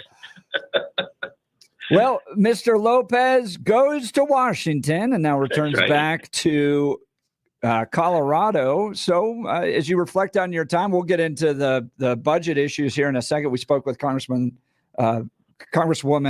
Boebert about that just briefly a second ago. But I want to talk about your reflections on your time in D.C., and then we'll get into the budget battles in a second. So, how was it? It was a pleasure and an honor, like I expected it to be, to come up here and be the voice of the people of Colorado in the 4th Congressional District. I made a lot of good friends. I got to see behind the scenes, some of the bickering, some of the pettiness, some of the, uneasiness that happens. And, while there's a lot of problems up here as it pertains, as you can see, trying to get the focus on what's in the best interest of this nation, there's a lot of good people that are here. I think just like anything else, right? When leadership is not strong or leadership is wavering, the troops are frozen, and it's difficult to move forward when you don't have a clear path of where you're trying to go. And so, but I've made some great friends on both sides of the aisle. A lot of people don't know this, but Congress has, and I didn't know this until I got up here, they have a flag football game, and they play against the Capitol Police. And I had the privilege of playing. And they put me on defense, and we lost the game against the Capitol Police. But, just a short story. I did make an interception in the game, and I got voted most valuable player. Hey, congratulations. There's part of me that hopes the Capitol Police would always win. You know, it's like which group is most fit to, to be able to stop the bad guys, the right. sitting members of Congress who attend lobbying dinners regularly, or the Capitol Police. Yes, although I do think that you should include that in your resume, maybe on the back of your business card. Named most valuable player in the 2024 flag football game. I just think that would be important. That's right. I got bragging rights. You know what? And I'm going to tell you this, guys. One of the most treasured moments is that my wife, Lisa, of 37 years, great lady, has always been with me here in D.C. She has come every single day. She's been with me. She's worked with me, with my team. She's asking me questions. She's making sure I'm eating lunch. She's making sure that, I'm not distracted too much. And, without her, I tell you that it would have been a little bit more difficult to stay focused on what's going on. But knowing that, my rock, my soulmate was here with me, just meant the world. Oh, she's wonderful. I'm glad you were able to do this as a team, as a partner. All right. So now budget battles. Congressman Lauren Boebert was on last hour, not happy with Speaker Mike Johnson and going, we've had 2 years to address Nancy Pelosi's omnibus spending package. We just continue to push forward with these continuing resolutions. I'll ask you this. Are we going to see a government shutdown Saturday? I'm going to say yes. I'm going to say that, there's no word right now as I sit here speaking with you. There is no word about when will there be a bill for us to vote on. Should we all go home? Today was supposed to be a flyout day. And so everybody's on holding pattern. Here's the interesting thing, guys, and maybe I will get a little bit more insight. One of my requests 3 weeks ago was that I have an opportunity to sit down with the speaker before I left. I've made friends with him. We've spoken. And so he said, yes, of course, we're going to do that, Congressman. And so my meeting was supposed to be Tuesday. As you can imagine, he was running late and so forth. And I wanted to have a private meeting and not in the hallway. So as he's running late, he said, what, how can I help you? And I said, let's just reschedule. I don't want to have this conversation out in the hallway. And he goes, I agree. Thank you so much. And so I am supposed to have a meeting with him today at 10:30. Now, will that meeting occur? Only time will tell. Yeah, but, that's in an hour. That's right. That's right. So my hope is that he will honor this meeting. I know he's got a lot on his shoulders. He's got a lot on his mind. But I'm going to tell you, based on what I'm hearing, and think about it for a minute, guys. So we shut down the government over the weekend. We come back on Monday, but we need to make sure that people understand that we're not going to be rushing decisions. We're not going to be, just focusing on, hey, we got to vote on some type of continuing resolution so we can all be home for the holidays. But I told the leadership in the caucus, I said, because a lot of people were saying, well, we need to be home for Christmas. And I reminded them, I said, look, there are men and women in uniform that took the same oath of office that we took. And they're not going to be home for Christmas because they have a duty and a responsibility that they signed up for. We're doing the same thing. So we should not worry about being home for Christmas. We should worry about doing the job that we were hired to do and not worry about a holiday on the calendar. Let's just do our job. Let's do it right. And then we can all go home. I love that. Talking with Congressman Greg Lopez, Congressional District 4. So let's talk about doing that job. Mike Johnson, and this, I got to remind people, this is not Mike Johnston, the mayor of Denver. This is Mike Johnson, the Speaker of the House, introduces a 1,500-page bill. Vivek Ramaswamy, Elon Musk, Donald Trump pour through it, don't like it. I think the conservatives in Congress move against it. What would you be willing to pass? Would you be willing to support a smaller, thinner continuing resolution? Would you have voted for this 1,500-page bill? Where would you stand on all this, Congressman Lopez? Well, I was prepared to vote against it. You don't give me a 1,500-page bill that has all these expenditures on it and expect me to vote on it within 24 hours. That's just unacceptable. That's an unrealistic expectation, specifically because I'm not necessarily wanting to go home for Christmas if my job isn't done. I'll go home when the job is done. And so I was a no vote on it. They knew that when they were whipping the votes. Would I vote on a clean CR? First of all, I need to see what that means. What does it mean? What does a clean CR mean to them? I would like to see at least a cut, a 1% cut, whatever we're going to do for the next 45 days or 90 days. Let's show the people that we're willing to make some cuts, because that's really what, the DOGE committee is supposed to be doing. That's what President Trump said we need to do. Let's get rid of the fraud, waste, and abuse. Well, let's at least start telling people, you know what? You haven't been using the money of the taxpayers correctly. So we're just going to give you a little haircut, and then we're going to move forward for the next 90 days. I think that's the most reasonable and common sense thing to do. And I think everybody would support that, at least on the Republican side, because everybody wants to see some cut.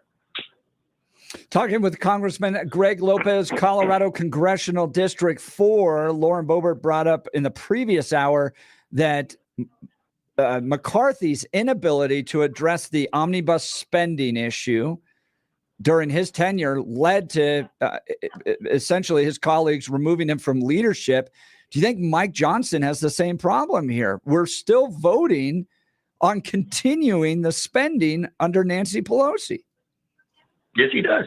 Look, I've been getting texts from my constituents back in Colorado that have my personal cell number.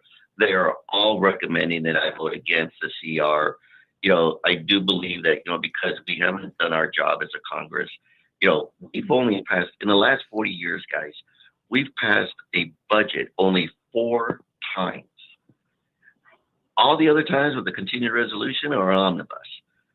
We've got to stop the madness. We got to stop it. And for me, this is a perfect time to do it. I'm really concerned about the president wanting us to increase the debt ceiling. I mean, if we can't afford our own credit card bills, he's actually asking us to raise the limit on our credit card when we're $36 trillion in debt. That's another conversation that still needs to happen. Are we going to look at raising the debt ceiling in this continuing resolution?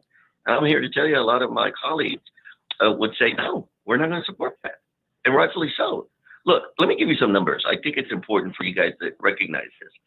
A $36 trillion national debt equates to this: $107,594 per person, $272,546 per household, and $498,233 per child. That is the burden that the American people are carrying on their shoulders as we speak. Greg Lopez, Congressman from CD4, joining Jeff and Bill live. I got a question about that debt ceiling limit. I mean, if we just jump back in the Wayback Machine 12 months ago, the GOP was stomping their feet and talking about how you can't raise the debt limit and we can't do it, and this is fiscally irresponsible. And we've heard so many things during the election cycle about the deficit and the debt as far as spending. Why, at this moment, as we are heading into a Trump administration, someone that is supposed to be so concerned about the debt, is he asking and pushing for a debt limit increase? Why is he almost telegraphing to the American electorate that he is going to raise the deficit when he gets into office? Because if he wasn't going to raise the deficit, he wouldn't need the debt ceiling limit to go up. Why are we doing this now? Well, that's an interesting question, right, Bill? It's like, you know what? Sometimes I wonder, here's a new boss, same as the old boss, And it's like both sides of the equations are the Democrats and the Republicans. Sometimes when they're in power, they're doing the same thing that they accuse the other one of not doing it correctly. So here's what I'll tell you. It's important for us to always recognize there are 3 branches of government: the executive branch, the legislative branch, and the judicial branch. It is great that the president would like us to know what he would like in his opinion. But ultimately, the legislative branch is responsible for the purse of the people. We decide how much money should be spent. We decide whether the debt ceiling should be raised or not be raised. And while the president can give us his opinion, I would urge, and I'm urging my colleagues, that's exactly what it is. It's his opinion. We are the ones that are going to be voting on it. Now, Greg Lopez, the congressman for CD4, joining Jeff and Bill live, and I agree with you. I agree with somewhat both sides and both parties say one thing, and then when they get into power, do something else. And I want to talk about something that we've been hearing different reports about in this continuing resolution. I'm seeing in some media reports that there is a $70,000 pay raise for members of Congress. And in other reports, I'm hearing that it's a cost of living increase that's going to be about $6,500 to $7,000. Based on what you know now, which one of those stories is more accurate? Well, the good thing about it is that's off the table now, because that was on the old CR. So that's no longer being discussed. But here's what I tell you that I'm hearing, because again, I haven't had a chance to read it, but it is a cost of living increase. But I think what they're trying to say is it's retroactive back to 2009. And so that's where you get the $70,000. Oh, that's the game they're playing. I get it. So it would be like going to your boss and saying, can I get a raise right now? Oh, but can you raise my pay and give me back pay for the last 7 years? Oh, yeah. That's a devious, dirty trick. I didn't know you could do that. That's From awful. DC, you're surprised? That is awful. Now, Congressman Greg Lopez, you're wrapping up your time in Congress. Any updates on what you're going to be doing next? Are you going to be joining the Trump administration, running for office here in Colorado? What's next for the Lopez family? I'll tell you this, Jeff, a lot of people are asking me that question. I'm keeping all my options open. When I get back to Colorado, I'm going to have some conversations with some good advisors, and talk about, what really is what we need to focus in on. Of course, we know Colorado is broken. You see what's happening with Brenda Arregua, how the governor has really botched that whole thing, in denial. Everything that we look at, there's a lot of things broken in Colorado. I have a lot of people that are asking, again, you need to come back to Washington. We need your voice. We need your strength. And I don't know, I may end up with the administration. I'm going to go wherever the Lord takes me, because I'm a servant of his, and only time will tell. Well, here's what I've always appreciated about you. I can tell you from behind the scenes, because Greg and I are friends, and I've seen this up close and personal. Greg is mission focused first, which means you'll often find him testifying down at the Colorado State Capitol on a pro-life bill, for instance. No cameras around, no one there to watch. It's not about building his personal name ID or anything like that. He just cares about issues like the sanctity of life, limited government, free markets, those types of things. And so you'll often find Greg Lopez working where he can to advance the mission. And I think the voters of Congressional District 4 recognize that. They put you in office, and you'll continue to do this work wherever the Lord puts you. But I can say this as a constituent of yours, as a voter of yours, you did a fantastic job in Washington, D.C. Well done, good and faithful servant. We look forward to seeing you back here in Colorado soon. Yes, that's wonderful. Yeah, well, congratulations. Thank you so much. And I look forward to sitting down with you guys. You guys have a great rest of your day. We'll have you too. We'll have you in studio for sure. Merry Christmas, Greg Lopez, Congressional District 4. All right, we'll continue. You're listening to the Jeff and Bill Show. We are Denver's talk leader, News Talk 710 KNUS.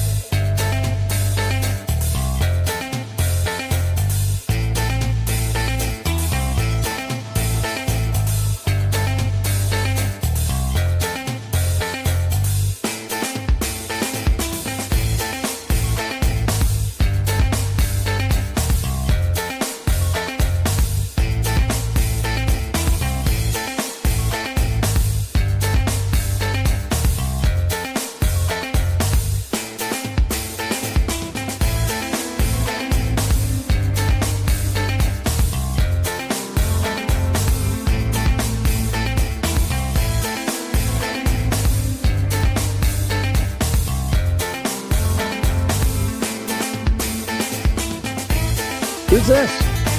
This is Amy Winehouse. Oh, Yeah, that that's voice, sad. isn't it? I know, sad. But it really Man, shows. that is a good Oh, voice. yeah, how powerful she was. That's why I Yeah. love this one. Not a lot of people play it. She And drank herself to death, yeah, right? Yeah. And it's so tragic, but that voice. There's so much power behind it. All right, so now, in the 50s, this song got a lot of pushback. It dropped, I think, in 1952 or 1953 because they thought mom was stepping out on dad. They didn't understand. They didn't get it. There was that's from a kid's perspective, watching their parents. Yeah, people were upset. And there were calls for it to be pulled Getting off a little radio stations and kiss. stuff. Yeah, because they didn't understand the story being told. Yeah, I'm sorry. Continue. So best text message of the morning so far goes to 0459. A retroactive cola? You've got to be kidding me. That's what we learned about what this monstrosity of a bill that Speaker Mike Johnson introduced, this continuing resolution bill, 1,500 pages. And they were expected to vote on it in 24 hours. Well, one of the things that included was this pay increase. And there's debate as to whether or not it was $70,000 or $6,000 cost of living. But Greg Lopez pointed out there was a retroactive COLA going back to 2009. So that was the last time they had a cost of living increase. So these yahoos in Washington, D.C. thought that they would do a retroactive COLA, which means they would get a cost of living for every year back since 2009. So basically, it's just a big check. That's all they're doing. They're just asking, how can I get a big check? And the thing that we know, here's the idea. Oh, my God. We know, we've seen from our members of Congress, we've seen this. They're struggling. It's hard. They only have 3 or 4 homes. They can barely afford to have 5 to 6 cars. They can hardly afford to fly first class. Airline tickets every single week, first class. It is so hard. Difficult. Do you know they've had those shoes for maybe 3 weeks? They need a new pair. It's awful. Breadman pointing out Rep Lopez should get an MVP for Congress. Refreshing to hear his take. Yes. Here. All right, we'll continue. Sean Duffy's in studio. You're listening to the Jeff and Bill Show. This is KNUS.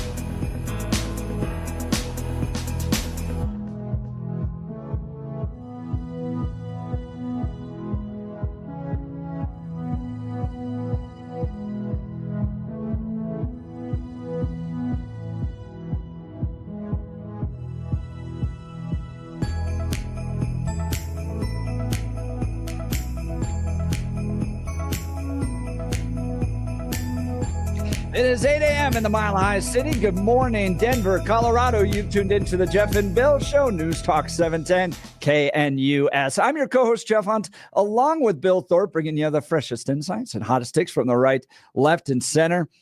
It's Thursday, December 19th. You're waking up and heading to work in the greatest country in history. Congratulations. We got a whole hour planned for you of engaging discussions, critical analysis, but most importantly, your phone calls and texts, because this right here is where Denver's voice is heard loud and clear. All those other stations, they'll give you a monologue. We invite you to be a part of the conversation. Plus, text messages come right into the text line, 720-819-5115. That's the Dan Capitalist Law text line, 720-819-5115. Or you can call us at 303-696-1971. Speaking of text messages, text message from George Brockler. I sure hope I'm not too late, but do not let Sean Duffy into the studio. He gets too handsy around the microphones. Particularly with George. Yeah. It's odd when you meet George and he's like, well, you sure you don't want to strip search me? Like, I don't think that's a relationship yet, sir. But, I appreciate it. He's nothing but arm candy. That's for sure. Yes.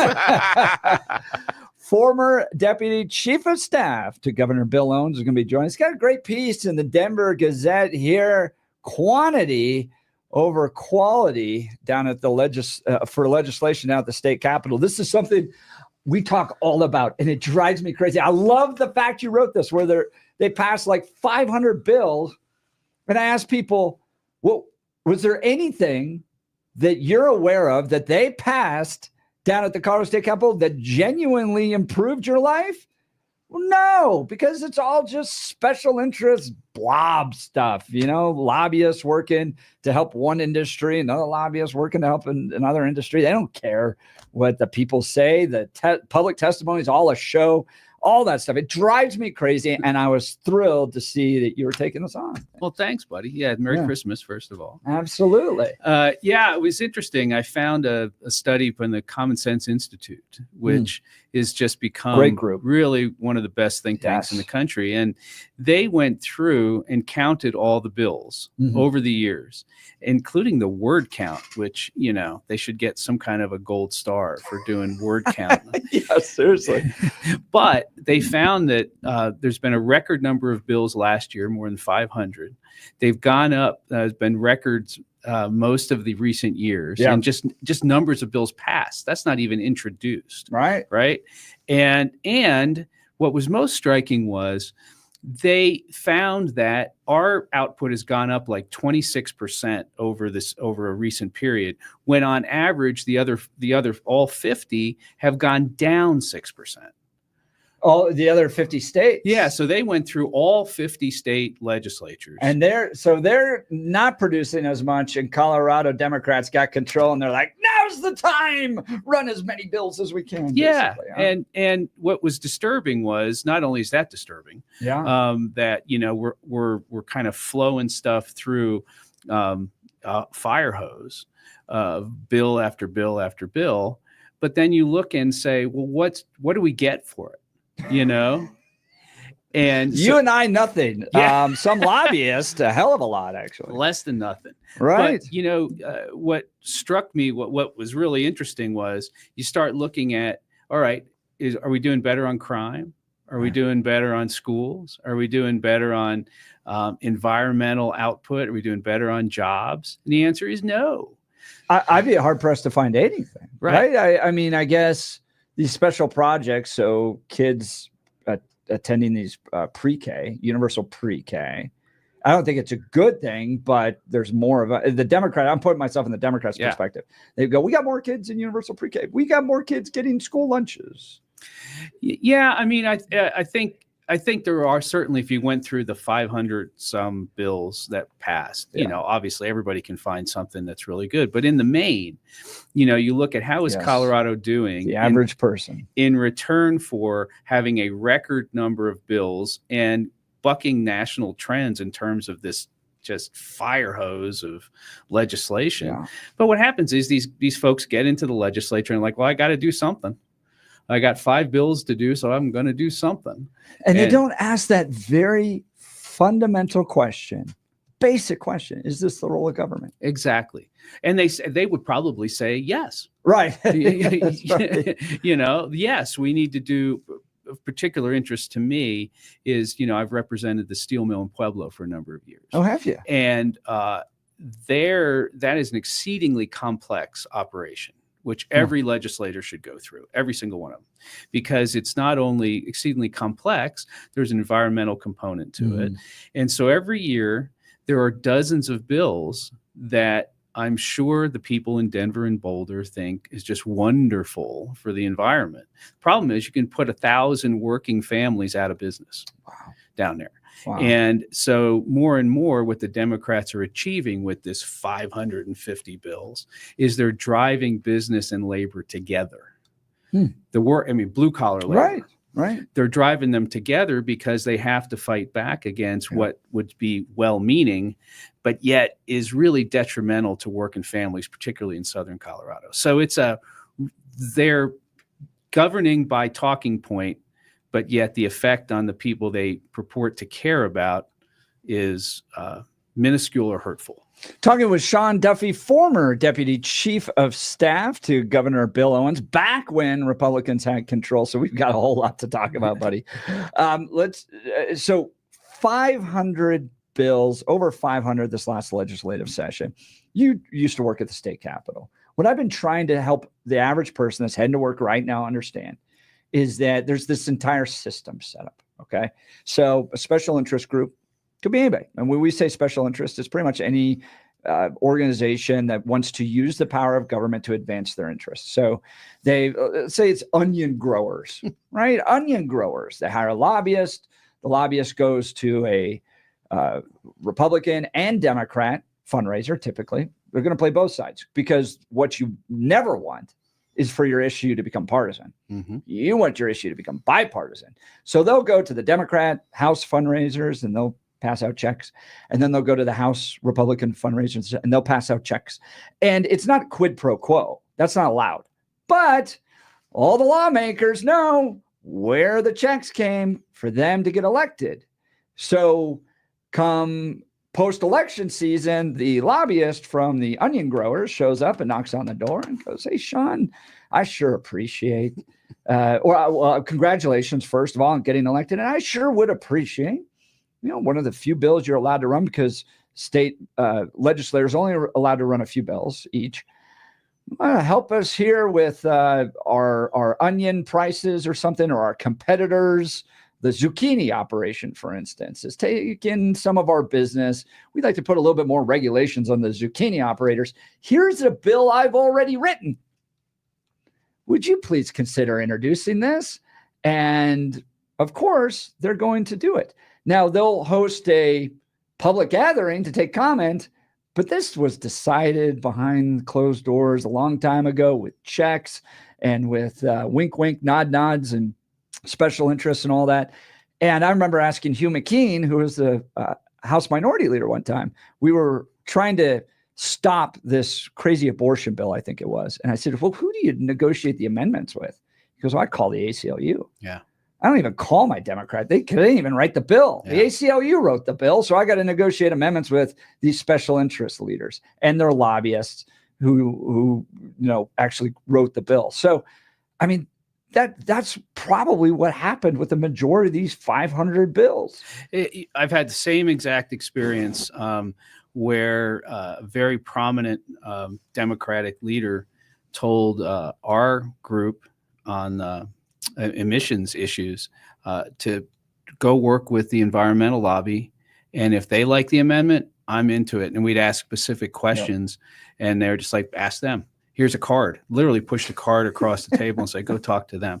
And, now I'm not being partisan about that. I mean, if that were happening with Republicans, I'd be equally irritated and appalled, right? I mean, if you're going to introduce a bill, you should know what's in it, be able to defend it, and be able to have facility to work with it. And explain why it's best for the people of Colorado, not just a delivery mechanism for one industry that wants to advance itself through government.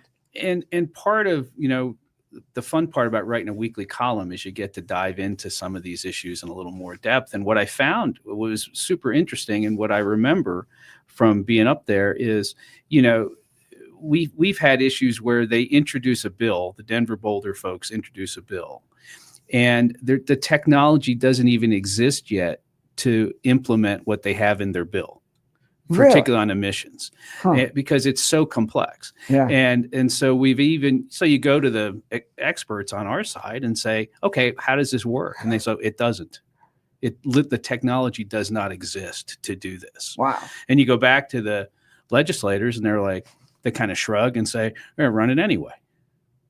Because it's a great headline, right? So that's where we are, is, governing by talking point is how you get 550 bills, most of which don't accomplish anything or make things worse. Particularly when we're talking about crime, drug policy, you name it. Sean Duffy, former Deputy Chief of Staff to Governor Bill Owens, Jared Polis brought out this nice table saw, and he cut 208 regulations. By the way, I like to point out that's about 1% of all the duplicative regulations that exist out there. Speaking of headline generating, Jared Polis is talking about how he's reducing all these regulations. Well, I mean, the real problem is what are you really doing? I mean, in the column, the Colorado Chamber did a really exhaustive study and talked about there's 200,000 regulations, some of that which are just duplicative, not just in its entirety. 200,000 that are duplicative in themselves, and not helpful, by the way. And so, what do you do about that? And so, getting out a table saw and doing gimmicks and all that, lovely, right? But at the end of the day, what's being accomplished? Are you really serious about cracking open the 200,000? That's a table saw I'd like to see. Right. And, he's good at breaking the glass on the thing. No, he's not good. You saw that. Oh, yeah, that's right. He's terrible at it. Yeah, you have to hit it a bunch of times I love in the order fact to get that over the it. glass pane just fell over. Didn't shatter. He didn't break it. It just went clonk. That's not how this works. And again, who's responsible for that stunt because you didn't test it first? And then again, and they also put it on the ground. There's so many things. And the table saw thing was also phenomenally stupid because, one, it was in the office. Two, how he did it was dumb. But if you want, it's not as dramatic. You want something dramatic, you do something through a shredder, or you light it on fire and throw it into something would be very Colorado, throw it into a burn barrel. Get a burn barrel out there like the farmers do and throw the regulations. But what he did Plus was you get fire. True to Boulder progressive form and Jared Polis form is he's taking the scraps and making a painting from them. I'm not kidding. That's exactly what he wants to do with it. But he's never going to do a burn barrel because that screws up his carbon footprint. Exactly. So, But how good would it have been if he brought out there at the burn barrel, throw the regulations, they light them on fire, and then he starts doing s'mores? I mean, that's an image. That's an image that's going to go viral. That's what you need to do. So we're talking with Sean Duffy, former Deputy Chief of Staff to Governor Bill Owens. He's got a piece in the Denver Gazette. If you go to denvergazette.com, denvergazette.com, great news organization. Quantity tops quality for legislation at the Capitol. If politicians pass an ever-expanding pile of bills, does Colorado become more prosperous? Apparently, the liberal-led legislature believes it is paid by volume, without having to examine the actual results of the record-setting reams of new laws enacted year after year. He cites the Common Sense Institute, which just released a very interesting study of the output of the Colorado legislature compared to years past and to the other 49 state legislators. It won't surprise Capitol insiders that there's been a tsunami of bills in recent years, many of which have produced little, if any, tangible benefits for a state that is struggling with numerous systemic problems. I mean, this is what happens when you have single party control, and then you layer on top of that the single party in control really loves government to solve all their problems. Yep, and are looking for something to do. You're really going around saying, "Well, I've got 3 bills left. What am I going to do with it?" Instead of saying, I'm not going to introduce the other 3, right? Like a conservative would generally go, me keeping government out of people's lives is a great thing So just going home, shutting the door, or just responding to constituent needs, right? I need help with a fence line issue in my district or whatever it might be. Correct. That's not what we're talking about. We're talking about legislators that are introducing bills that are adding more government involvement in a particular industry. And I mean, can anybody tell me about the 527 bills they passed here and how it impacted anybody? Right. And then they flood the field. And so, like, for example, in education, so you got to pick the ones that you're really going to energize. I mean, I work with Advanced Colorado, and, so Great we group. do, we spent a lot of time trying to kill a bill that was going to put charter schools out of existence. So you've got 500 bills, and you've got to say, wow, there's 15 I probably need to spend time killing, but I really need to kill this. And so the other 14, maybe they slide through. And so there's a strategy there, right? I mean, you can't kill, and in the governor's defense, any governor's defense, he's not going to start vetoing of his own party hundreds of bills, right? And he probably agrees with 90% of them. No, he does have some control over his own party, but it seems like that's changing a little bit. He's been vetoing some bills down at the state capitol. Does Jared Polis still have the control of the Democrat Party in Colorado? I think as you become the lame duck and you start to exit and you're into your last couple of years, it wanes, right? And now you got other people jockeying to try to slide themselves into position to run. And so, he's going to have a tougher sledding the next 2 years. And so, it's no fun, but he can. Hickenlooper did this well, is saying, I'm going to make a reputation over pushing back against my own party. And Jared does that a little bit, but Hickenlooper really was a gift when he had divided government. Because when you have your own party in total control for a governor, it's like, man, you're sitting there with a catcher's mitten. Sometimes it's not a lot of fun. Yeah, right. Talking with Sean Duffy. Sean was the former deputy chief of staff to Governor Bill Owens. We're going to continue this conversation. I want to ask you about this poll that came out that highlighted which Democrats are leading within the Democrat primary right now, and how in the world Jenna Griswold's second on that poll. I want to know the people that are like, yeah, that's the type of person I want to lead this state. Oh my gosh. We'll get into that more. But look, for many of us, it's happening. Your hair is thinning, your crown's disappearing. Maybe hair loss has you feeling your identity's lost altogether. That's not a problem for Sean Duffy. His hair looks great. But if you're like the rest of us, you might need some help with it. And look, I've had family members get their hair done. It really did change their life. It brought back a youthfulness that improved every relationship in their life. Their work relationships, romantic relationships, friendships, all that stuff. All because they felt better, because they looked younger. So check out Advanced Hair Restoration.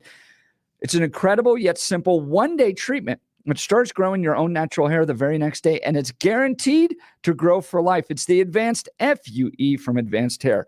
Look, we've all seen the pills and lotions that come with monthly subscriptions. They help retain what you have, but what if what you want is your own natural hair permanently in specific areas? From Advanced Hair's state-of-the-art facilities to world-class Dr. Tanya Pauls, it's not maybe your hair will regrow. It's guaranteed that your new hair will grow. You decide how much, how thick, and where. It's why Advanced Hair is the winner of Westward's Best of Denver. For your free consultation, $250 off and 250 free hair grafts. Call 720-459-HAIR. That's 720-459-HAIR or advancedhair.com. That's advancedhair.com. We'll continue our conversation with Sean Duffy, former Deputy Chief of Staff to Governor Bill Owens and columnist with the Denver Gazette. You're listening to The Jeff and Bill Show. We are Denver's talk leader, News Talk 710 KNUS. Partly cloudy skies across the region today and mild. Denver and the Front Range will have a very quiet stretch of weather through the weekend and probably through Monday and Tuesday before we see a little bit of a weather system approach and move in on Christmas Day. In the meantime, expect a mix of high clouds and sun, breezy periods and mild. Highs today through Sunday, upper 50s to near 60 degrees. Overnight lows will mostly be 20s and 30s. Meteorologist Don Day in the 710 KNUS Weather Center. RockyMountainBargains.com, where you'll always pay half price. Why pay retail when you can get what you want at 50% off? Just go to RockyMountainBargains.com and save. Here's this week's featured item. $50 gift cards from Rodizio Grill in Inglewood and downtown. Get them now for half price. Get it now at RockyMountainBargains.com for 50% off. RockyMountainBargains.com, where you always pay half price. Restrictions apply. Go to RockyMountainBargains.com for complete details.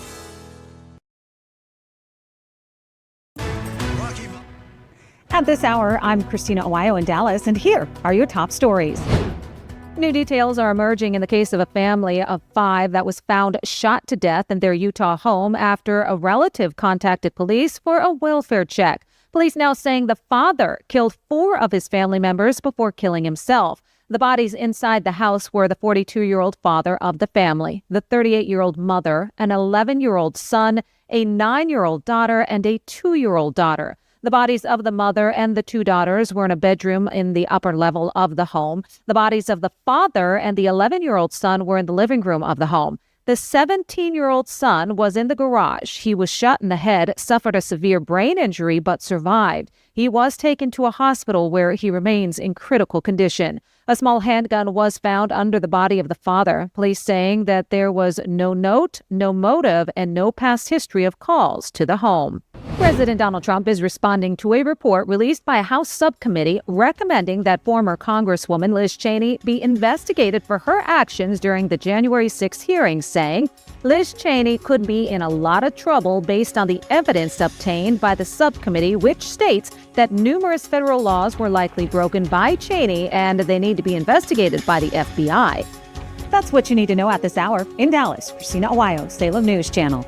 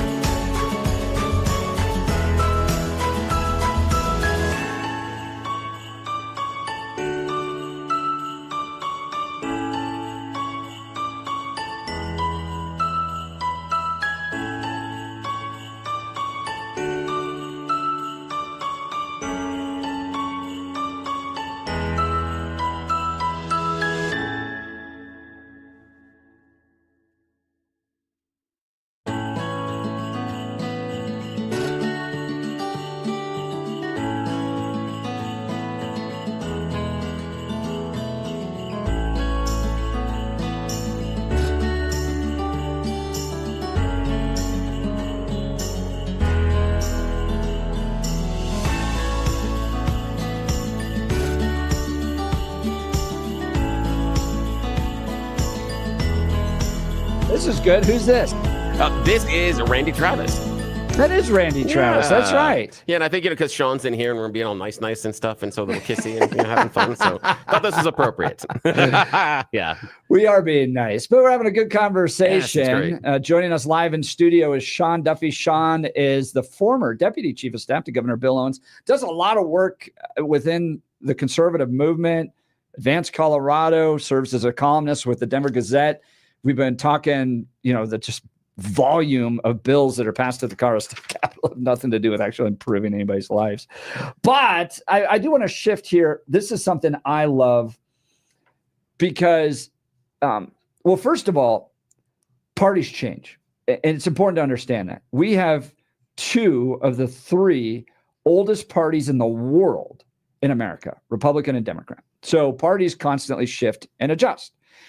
And the reason we've been able to stick around so long is because they shift and adjust. Now, I worked for Mitt Romney in 2012, worked Rick Santorum's primary, and then was one of like 3 people from Santorum's team that went over to work on Romney's team. And then Romney loses, and Romney and the Republicans host this big kind of like, oh my goodness, why can't Republicans win? Or just a bunch of country club stiffs. Nobody's connecting with us. And so they wanted to come up with this grand strategy to appeal to Hispanics and blue collar folks and all that. Santorum was tapping into this a little bit. He wrote a book called Blue Collar Conservatism. And Rick tells me that he got a call from Trump in like 14 or 15 after he'd written the book. And so he goes to Trump Tower, meets with him there. And Trump, who's a billionaire with gold toilets in Manhattan, is talking about this book, Blue Collar Conservatism. And he says, Rick, I read your book. And Rick goes, no, you didn't read my book. You're Donald Trump. You don't read books. He goes, no, seriously, I did. I really read your book. And you saw Trump embrace the idea of blue collar conservatism. Now, I had loved that the party's gone this direction. Now, but I tend to be a coalitions guy. So what I've written about and tried to say is look, I think it's great we've gone blue collar conservatism and blue collar workers are embracing the Republican Party. It doesn't mean we got to push out the country club Republicans. They play a very important role, right? They oftentimes provide the financing for campaigns that can actually help you win. So there's some in the party that are like, oh, kick the country club Republicans out. And I'm like, no, they play a very important role. But the fact that the party's now turned and has become appealing to blue collar conservatives is fantastic. I like it. You work a lot in Pueblo, and you were just talking, gosh, the chairman of the Republican Party should move the headquarters to Pueblo. Tell me more about that. Yeah, I mean, I as I said before, one of the cool things about writing a weekly column is you get to dive into some of these things you care about. And what I've noticed is that Southern Colorado, which has been, when I came here 20 years ago, was Democrat as Democrat gets. Right. And it has become, Pueblo voted for Trump twice out of 3. Wow. They just voted for the school choice amendment. Okay. Go through the list. They're pro Second Amendment. They tossed out, remember way back, they had a recall. They tossed out one of their state senators who went the wrong way on a gun bill. Right. From our perspective, the wrong way. And so the point is, I think, Republicans, conservatives ought to spend a lot more time in Pueblo and Southern Colorado. And obviously there's fewer people, but these are people who are voting more conservative. They barely care about family issues, the stuff you and I really care about. They are pro Second Amendment. I mean, you go down to, I thought Trump was going to win in 2016 late in the game. My wife was way ahead of the game on me, like on everything else. But what I was down at the steel mill, and you go in the parking lot, and what's in their back window? NRA, Our Lady of Guadalupe, and Donald Trump were the stickers, right? Gosh, that is a great visual. That is it right there, Sean Duffy. Right. And so something changed. Yeah. And so I believe, if I were chairman of the party, I don't want to be, but if I were chairman of the party, I'd move the headquarters to Pueblo. And I'd set up in an office building in downtown Pueblo and say, we're going to work our way north for a change. But so why is it? Why? Yeah, that's what I want to ask. Yeah, that's what I want Sean Duffy. Is it because I've got some experience living in Pueblo? Was there for a while, and I know I call it the largest small town in America, because everybody there, even though they're over 200,000, they act as if it's a town of 4,000 to 5,000, and everyone knows each other. They're all in each other's business, and longtime residents. And it's a really weird demographic split because you've got a large Italian community and a large Hispanic community, and they get along great. But there are differentiators between the two communities. As Jeff was going towards, what are the messages? What are the things that are resonating inside of Pueblo? Because when I was there, that is a Dem stronghold when I was living down there. It's not anymore. What have been the messages? What have been the things that have changed the face of Pueblo? And what lessons do you think the Colorado GOP can take from that? I think that the migration of attitudes, actually, they haven't migrated. I think the country has, right? I think it's faith, family, hard work. They're all, in the steel mill, for example, there are multi-generational workers. Most of them are vets. They love the country. They love being here. They think the country offers a great opportunity. Steel mill's the best, over $100,000. We can throw in benefits, to these guys. I mean, it's hard work. It's dirty work. I mean, these guys work hard, mostly guys, a lot of ladies there too. But my point is, I think, Bill, that the opportunity down there, they will have school choice. They're concerned about education. They're concerned about their kids' future. Everything that, that conservatives have talked about for 30 years is actually happening in Southern Colorado. And the Democrats and the liberals have done everything they can to push them away. Crime, Pueblo's a tough town. Crime's a big problem. Drugs are a big problem. They're desperately concerned about their schools. And so what did the Democrats do in the legislature last year as one of their 550 bills? Let's kill charter schools. Yeah, I think you've underestimated, and you've hit on something really important because of the experience that I've had in Pueblo, Sean Duffy, is the education aspect of it. They are very, very proud of their schools. You have generation after generation going to the same high school. And if you grew up and you went to Pueblo South, and the family moves and they go to East, grandma and grandpa might not talk to you during certain parts of the year because it's not okay. For me, it's one of the few towns of that size in which you will still have high school football results over the top fold of the Pueblo Chieftain, and the Broncos results are going to be underneath it. Right. It is. I mean, they've got, the bell game. You understand this, you understand how important those things are to the community, and the education is a vital, important resource because so much of the town's identity from where you are and where you grew up is woven into that. And having, the government come in and saying, no, we're going to constrain your educational opportunities for that community. Oh, that's like coming and farting in church. Well, and as they're doing that, they're also putting in bills and additional regulations that would constrain the growth of the steel mill. There's a bunch of manufacturing down there. They make the propellers for the windmill for wind energy down there. Propellers aren't the right word, but the point is, when you start to attack blue collar jobs because you're trying to reduce your carbon footprint in Boulder, these folks are looking at that as an existential threat to their family. So, I mean, do Republicans, Sean Duffy, win back the state that we're now down 15 to 19 points in through these small blue collar communities one by one? I think that's the growth area. I don't know. I mean, the numbers are tough. When you get up here and, Denver, Boulder and the suburbs, I mean, we've got from Douglas County south, I think is where it's got to be the red line, and even parts of El Paso are starting to tinge the wrong way.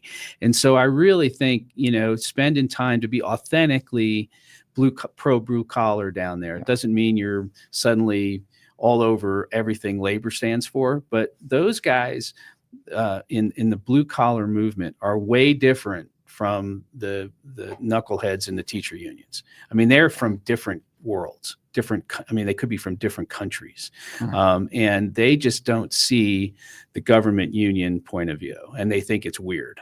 And so, but they are concerned about what are we doing to grow these jobs, to make sure.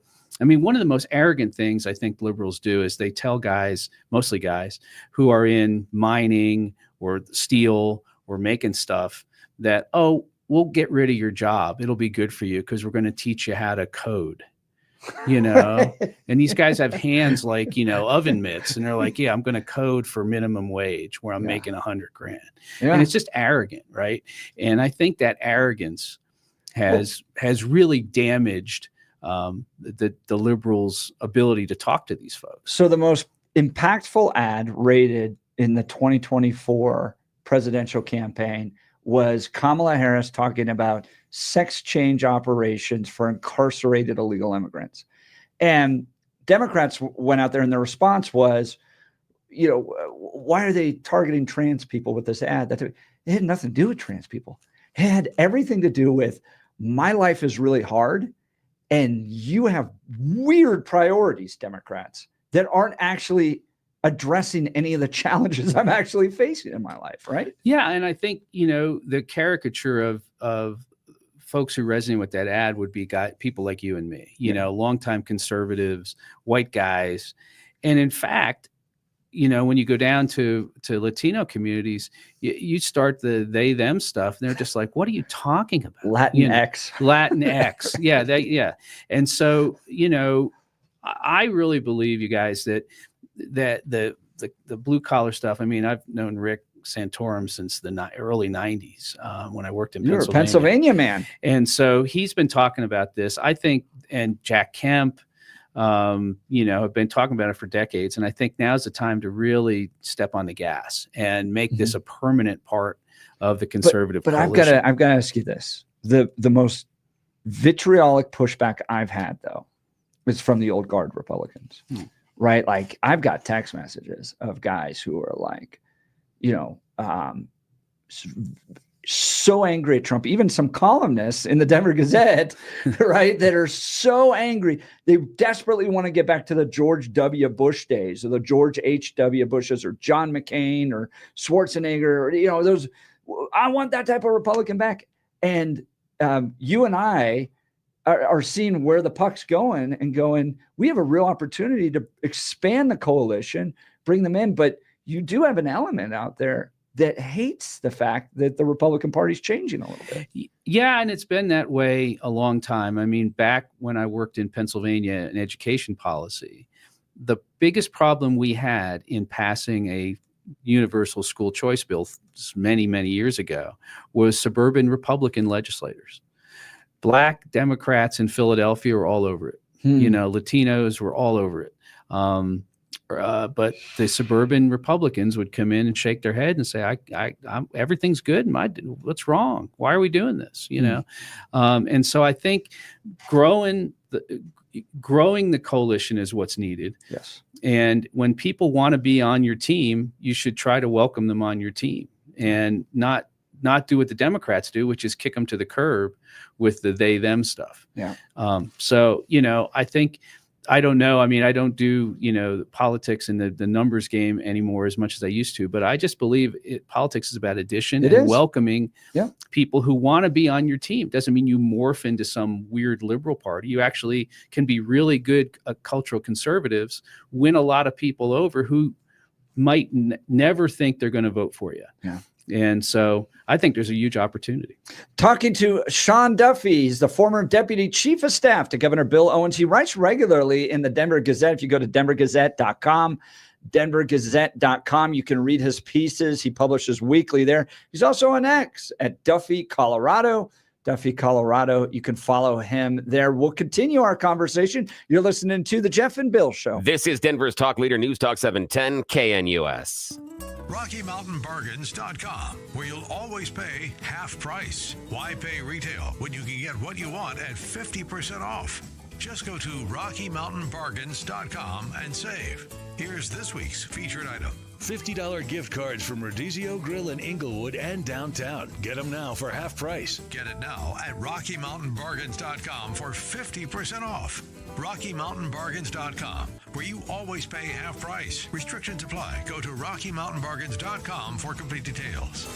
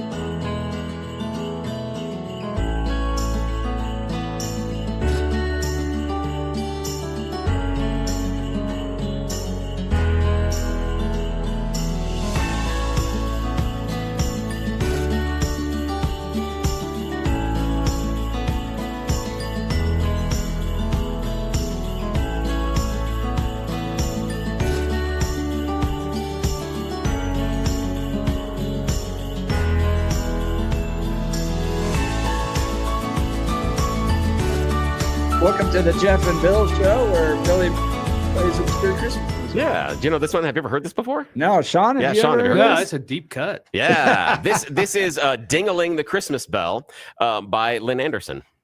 Lynn Anderson? Yeah. I've never even heard of Lynn Anderson. Oh, she's a country star. I mean, been years. But the cute thing is, this entire story is about this little jingle bell and his journey through Christmas.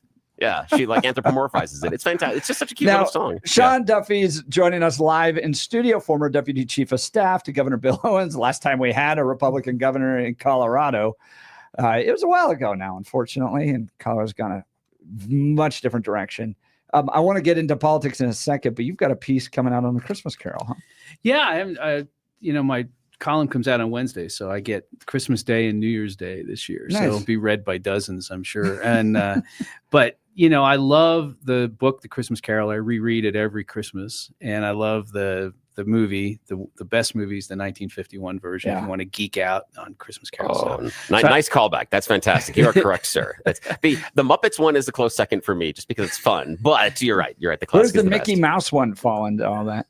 Yeah, it's further down the list. It's Mickey Mouse is too cute. The Muppets understand the dark tone of the story, and there's some things in there they do. So yeah, I appreciate that. I haven't decided what it's going to be about yet, but I decided, I want to write it. Do you read it as a family? I read it myself quietly, and trying to get my son, who's 13, that's like to sit down, and he's not going to watch anything in black and white, but I'd love to, I read parts of it out to him, and he's like, it's great. That's okay, now a little bit of a trivia question. Now, Sean, you don't have to go first, but Jeff gets to go first. So in the fail. Yeah, no. How many ghosts are visited there? How many 3, ghosts? Right? No, 4.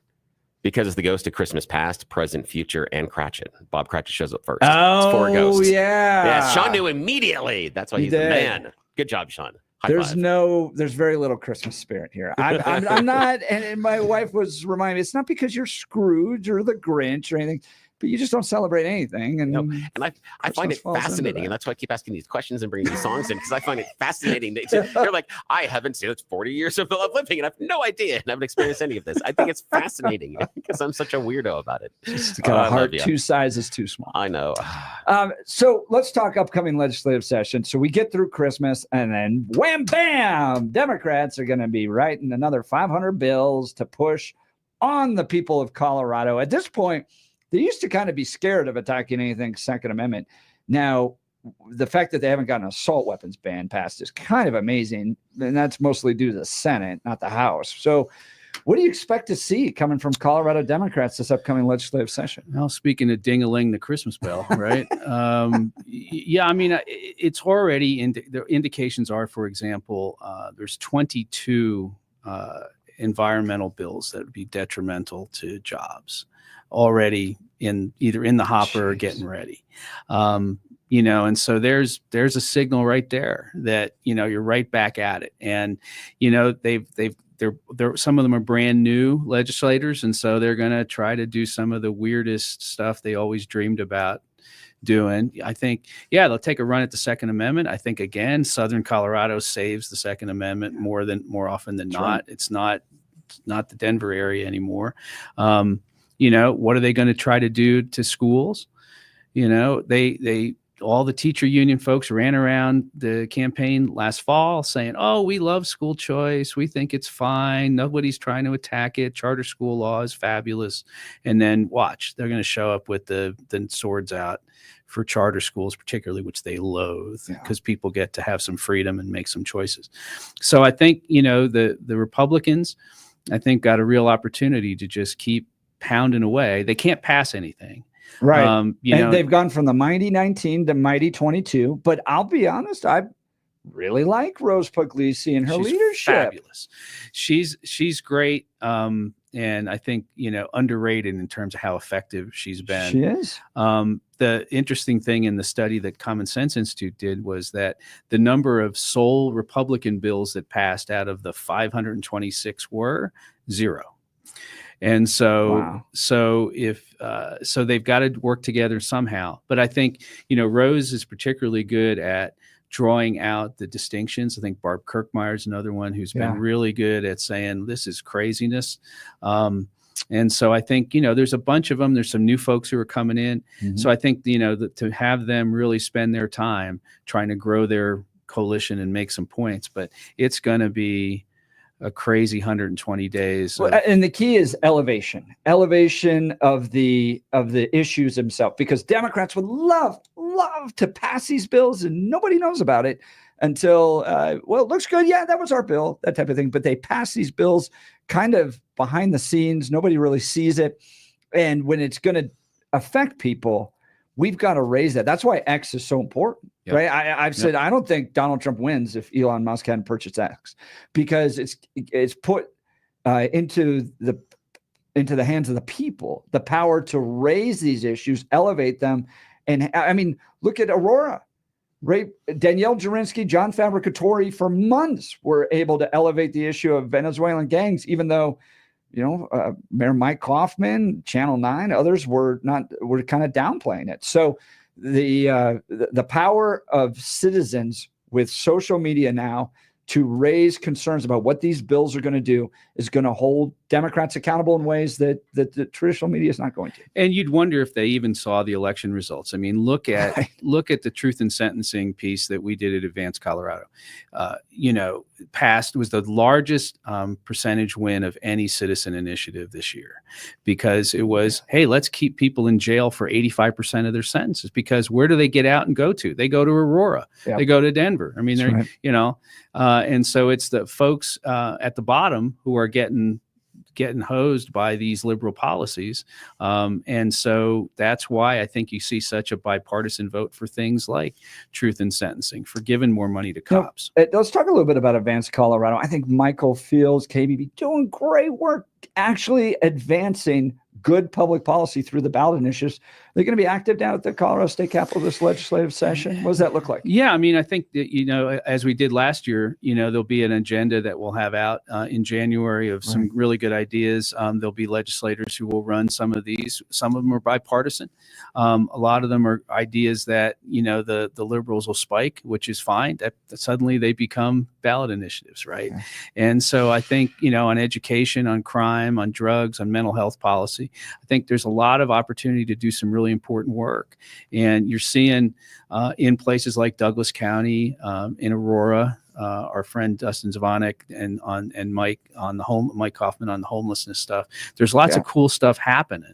And I think if you take some of those ideas and you put them in, you get really active at the Capitol and raise some cane. I got to ask you about Douglas County.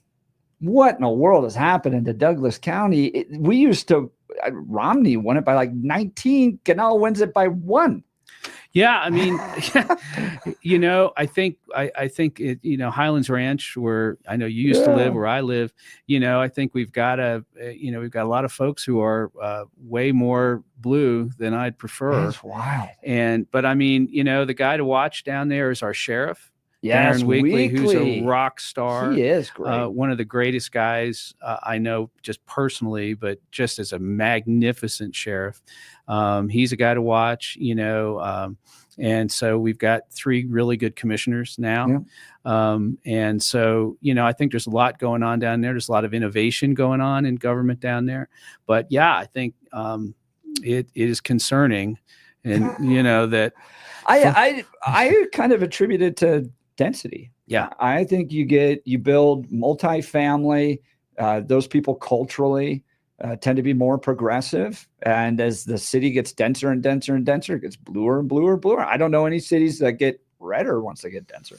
Yeah. And I think sometimes in parts of Douglas County, sometimes we think we're immune to some of these really serious problems, and that's why I think the homeless initiative that the sheriff and Commissioner Layden and others have done. Who's going to be on next with us? Yeah. Well, and, good buddy of mine, so there's really cool stuff happening. And I think these local leaders, like in Douglas County, like in Aurora, are people to watch, to be rising stars, because we need a bench. Exactly right. We don't have one. That is exactly right. That is the pathway for conservative takeover, is through local government leadership, demonstrating that our ideas work better than the Denver, Boulder Democrats that happen to control the state right now. So you can't run and go statewide right now, But Danielle Jurinsky and Aurora leadership in Douglas County is showing that we can turn things around and send a clear message. Sean Duffy, thanks so much for joining us today.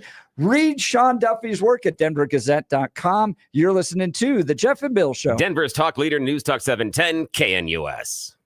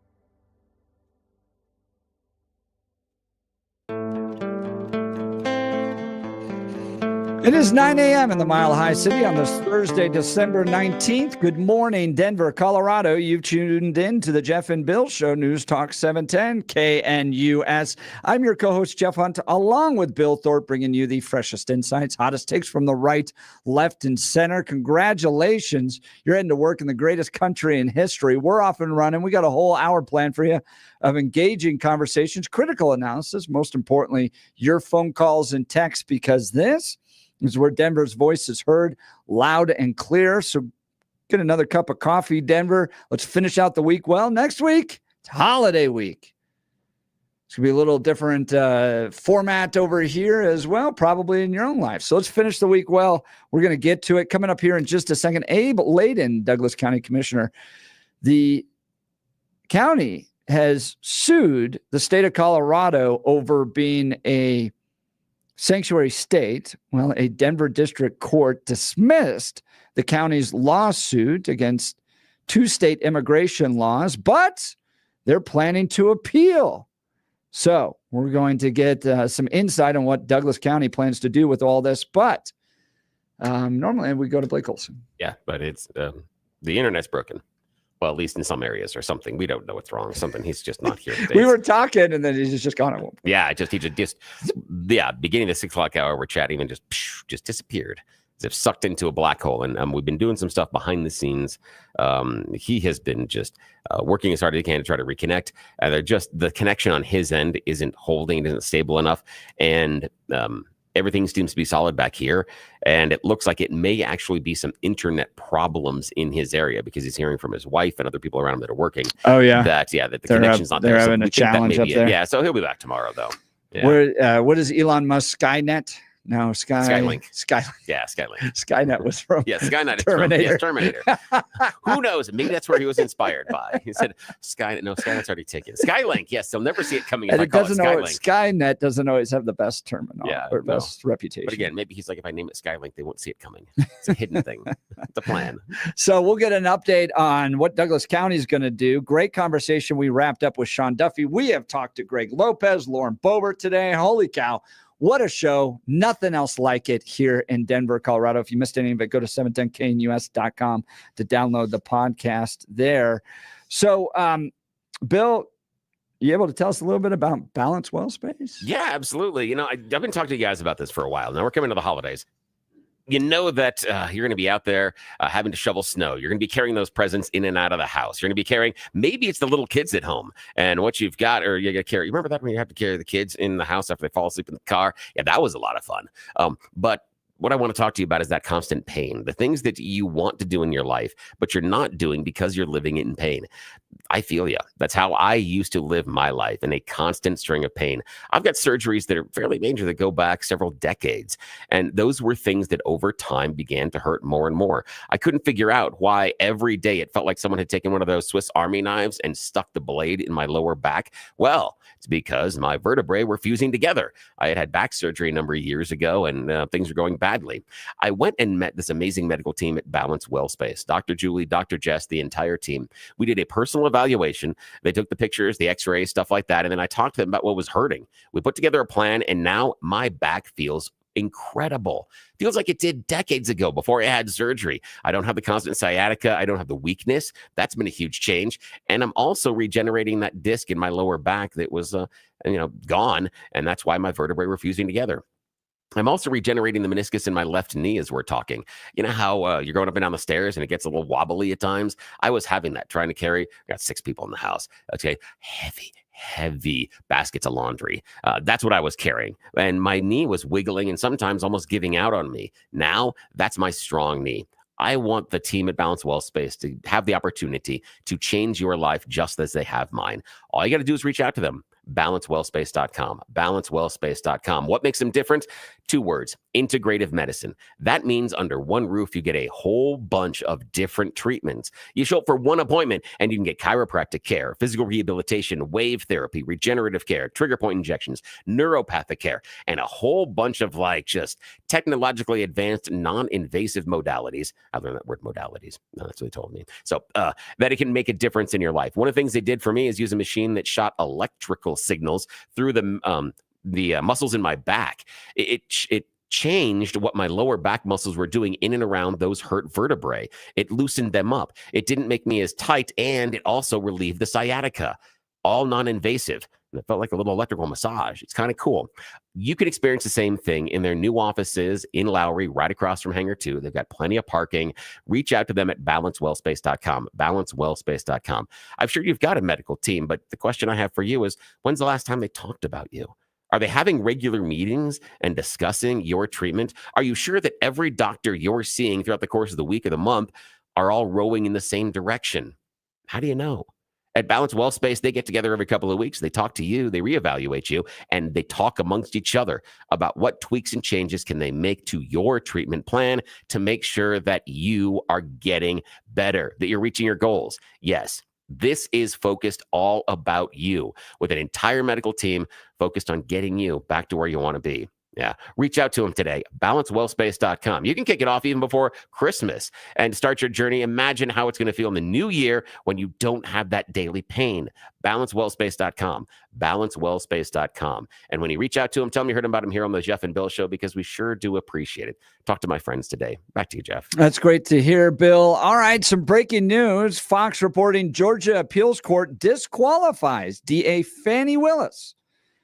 Fannie, I don't know. Fani Willis. And, shout out to Joe from Arvada. He threw me a bone on this earlier today, saying this was coming. He had seen something earlier. Yeah. We just didn't have a chance to talk about it on the air. So again, I got to give him props. I want to give him his flowers, because he called us earlier during Sean Duffy's conversation and said, hey, have you seen this? And so now that's why we're bringing it to the air to you right now. Georgia Appeals Court disqualifies DA Fani Willis and her team from Trump election interference case. A Georgia Court of Appeals disqualified Fulton County District Attorney Fani Willis and her team from prosecuting President-elect Donald Trump in his election interference case on Thursday. The court did not toss Trump's indictment entirely, but Willis and the assistant DAs working for her office now have, quote, no authority to proceed, unquote, after carefully considering the trial court's findings.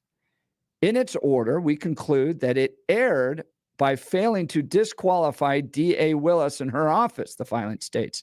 The remedy crafted by the trial court to prevent an ongoing appearance of impropriety did nothing to address the appearance of impropriety that existed at times when DA Willis was exercising her broad pretrial discretion about who to prosecute and what charges to bring.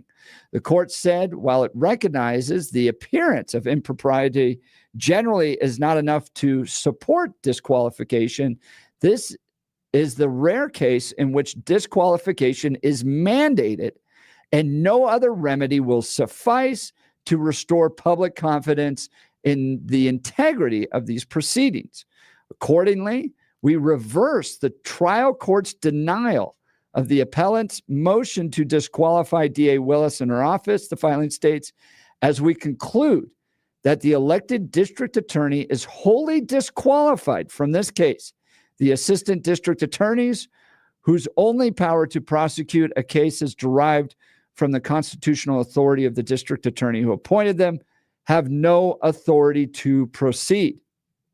In an exclusive interview with Fox News Digital, Trump said that the whole case has been a disgrace to justice. It was started by the Biden DOJ as an attack on his political opponent, Donald Trump.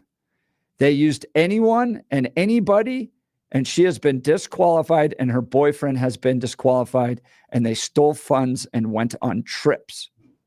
But wow. Nothing. Yeah. The thing that is going to be interesting, and I want our listeners to pay attention to how this is talked about in this next 24 to 48 hour news cycle, is listen to how the people that you find influential in your life, as far as the media, how they're discussing this.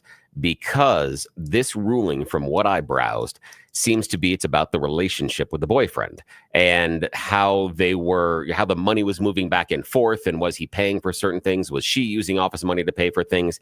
It didn't center on the core charges or the case. The court didn't dismiss the case and say the case doesn't hold. It said because of the appearance of impropriety, she can't prosecute. Somebody else could. That's my reading of the case so far. And what I want people to pay attention to is how many people are going to tell you the case is dead. How many people are going to tell you that they threw out the case? How many people are going to tell you this is obviously the court has ruled that this was a biased Department of Justice from Biden and whatever the hell it is. And how many people are going to come to that conclusion rather than, and I could be misinterpreting it, but I believe based on my reading, the interpretation is this is based on the relationship with the boyfriend. She dirtied the water because the improper relationship with the person that was consulting and putting together some of the charges. They said, you don't date the people, you don't share the money, and you did some things illegal with the money. So you need to be removed because you give impropriety to the case. Not that the function of the case was wrong. But I'm curious to see how we hear this spoken about in the next 24 to 48 hours. And I'd like our listeners pay attention to those influencers you listen to all the time. Trump says he believes the case is entirely dead at this point. Do you think there'll be any type of political will to continue to pursue this? Yeah, possibly. Depends on who else is there, because here's the reason. If you pick up this case and you make some of that stuff stick, you've made your bones. You can jump to the next level. You can get national from this. You can be considered to get to Senate. You can get to the House. You can get to another appointment in government. You can become a national figure. You can imagine the talk show circuit you're going to get on if you're the person that picks this case up and makes it. What do you think the book advance will be on this?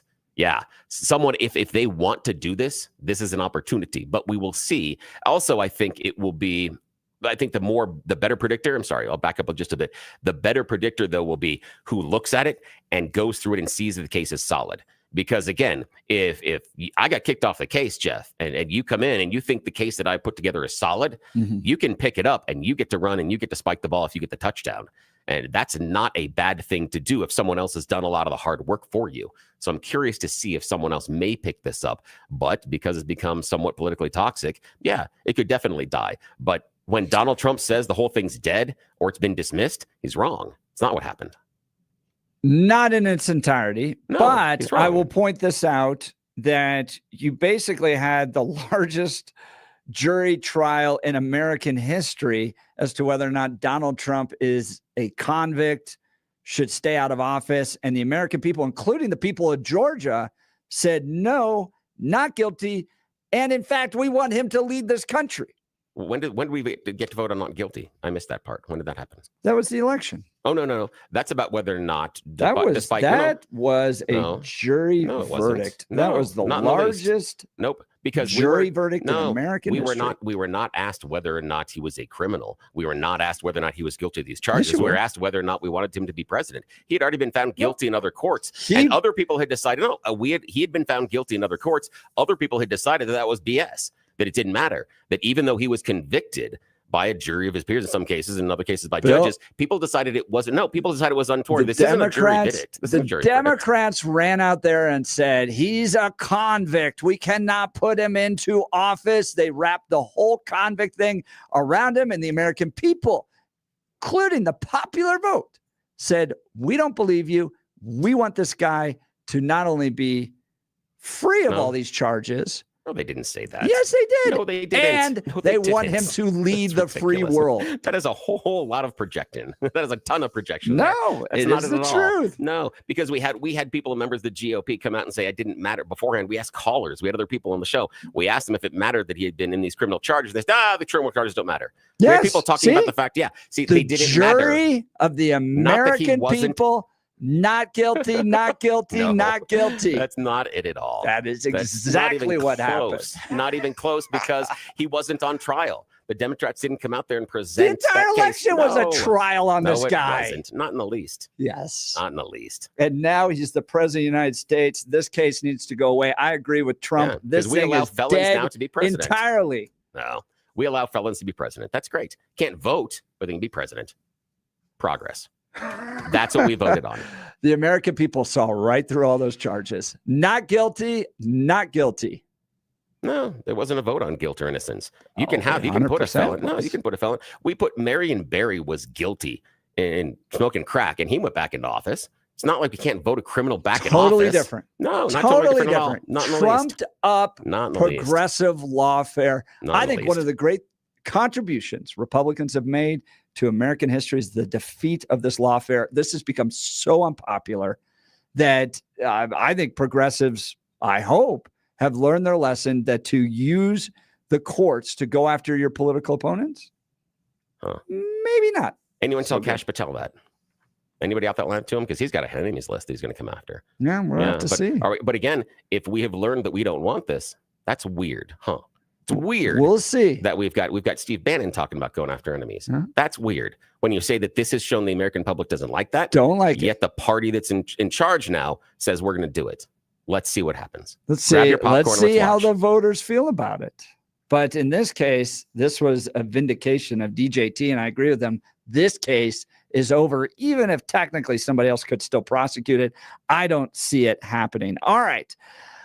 We've got Abe Layden coming up. But first, a little bit of weather, huh? Partly cloudy skies across the region today and mild. Denver in the Front Range will have a very quiet stretch of weather through the weekend. and probably through Monday and Tuesday before we see a little bit of a weather system approach and move in on Christmas Day. In the meantime, expect a mix of high clouds and sun, breezy periods and mild. Highs today through Sunday, upper 50s to near 60 degrees. Overnight lows will mostly be 20s and 30s. Meteorologist Don Day in the 710 KNUS Weather Center. RockyMountainBargains.com, where you'll always pay half price. Why pay retail when you can get what you want at 50% off? Just go to RockyMountainBargains.com and save. Here's this week's featured item. $50 gift cards from Rodizio Grill in Inglewood and downtown. Get them now for half price. Get it now at RockyMountainBargains.com for 50% off. RockyMountainBargains.com, where you always pay half price. Restrictions apply. Go to RockyMountainBargains.com for complete details.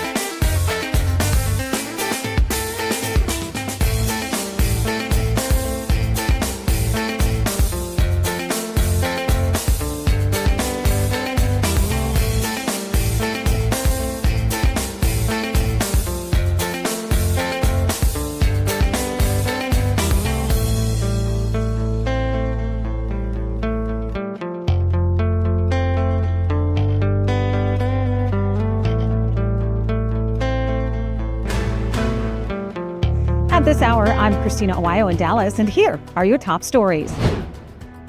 A British court says police can seize more than $3.3 million in unpaid taxes from influencer Andrew Tate and his brother Tristan.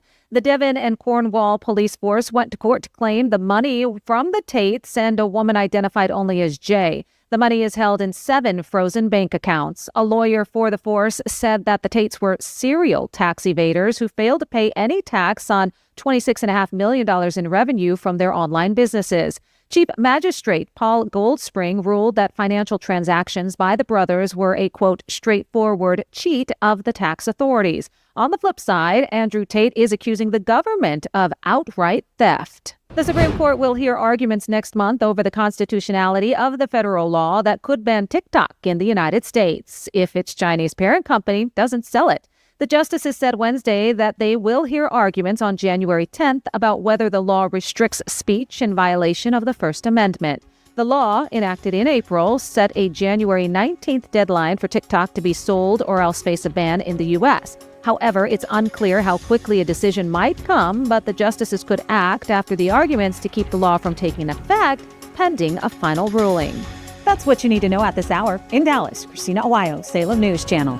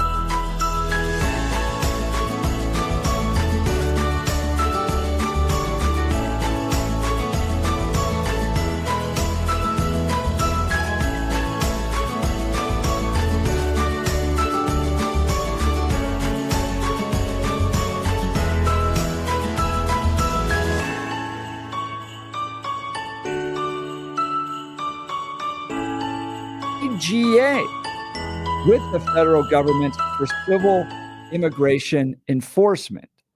The district court on Tuesday dismissed the case, but Douglas County, anticipating this outcome from the outset, is prepared to appeal. To provide some insight on this is Douglas County Commissioner Abe Layden. Abe, thanks so much for joining the Jeff and Bill Show. Good morning. Well, good morning and Merry Christmas, Jeff and Bill. How are you? Yeah, likewise to Merry you. Christmas. Thanks for taking time. I know you were celebrating with your staff there in Douglas County. Thanks for joining us today. So you guys anticipated this. Where does this case go next? You going to continue to fight and push this? We're going to continue to fight, guys, and we're going to take our state back. We're anticipating that this could actually lead to some significant precedent that could help other states, and who knows how far it'll go. But, the big welcome sign on Colorado saying that we're a sanctuary city needs to come down. City, county, and state. It just needs to come down, because at the end of the day, the hundreds of millions of dollars that have been invested in addressing an issue that, frankly, the state doesn't have the money to address just needs to go away. And you're completely accurate. So we had this House Bill 1911-24 and House Bill 23-1100 that violate the intergovernmental relationships provision of the state constitution. And that it's exactly what you said. I mean, it prohibits laws that prevent local governments from cooperating with the federal government. And our point as Douglas County commissioners is this: we should not be keeping local law enforcement in the dark when it comes to anybody committing crimes, whether you are here legally or not. We had a really significant press conference yesterday announcing the historic formation of Judicial District 23, first time in many, many years that Colorado has done such a thing. But the focus is on public safety and keeping our community safe.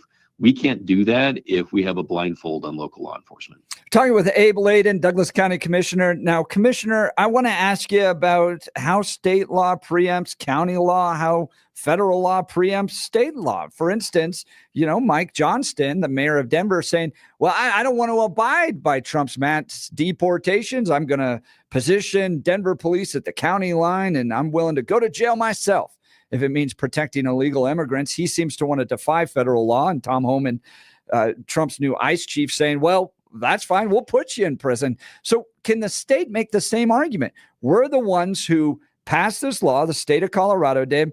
The county's just got to get in line with what we tell you to do. No. So we have this thing called the U.S. Constitution, and you're talking about federal preemption. We're just going back to basic federal constitutional principles. And once again, in any way that we are prohibiting law enforcement from getting access to critical information related to crimes that are committed is just putting us in a very precarious position from a public safety standpoint. So in the same way, but the inverse, I know for myself and my colleagues, Kevin Van Winkle and George Teal, our Board of County Commissioners, we are going to continue to fight this and fight on behalf of our citizens, on behalf of the state of Colorado, to make sure that we are keeping our county and our state safe.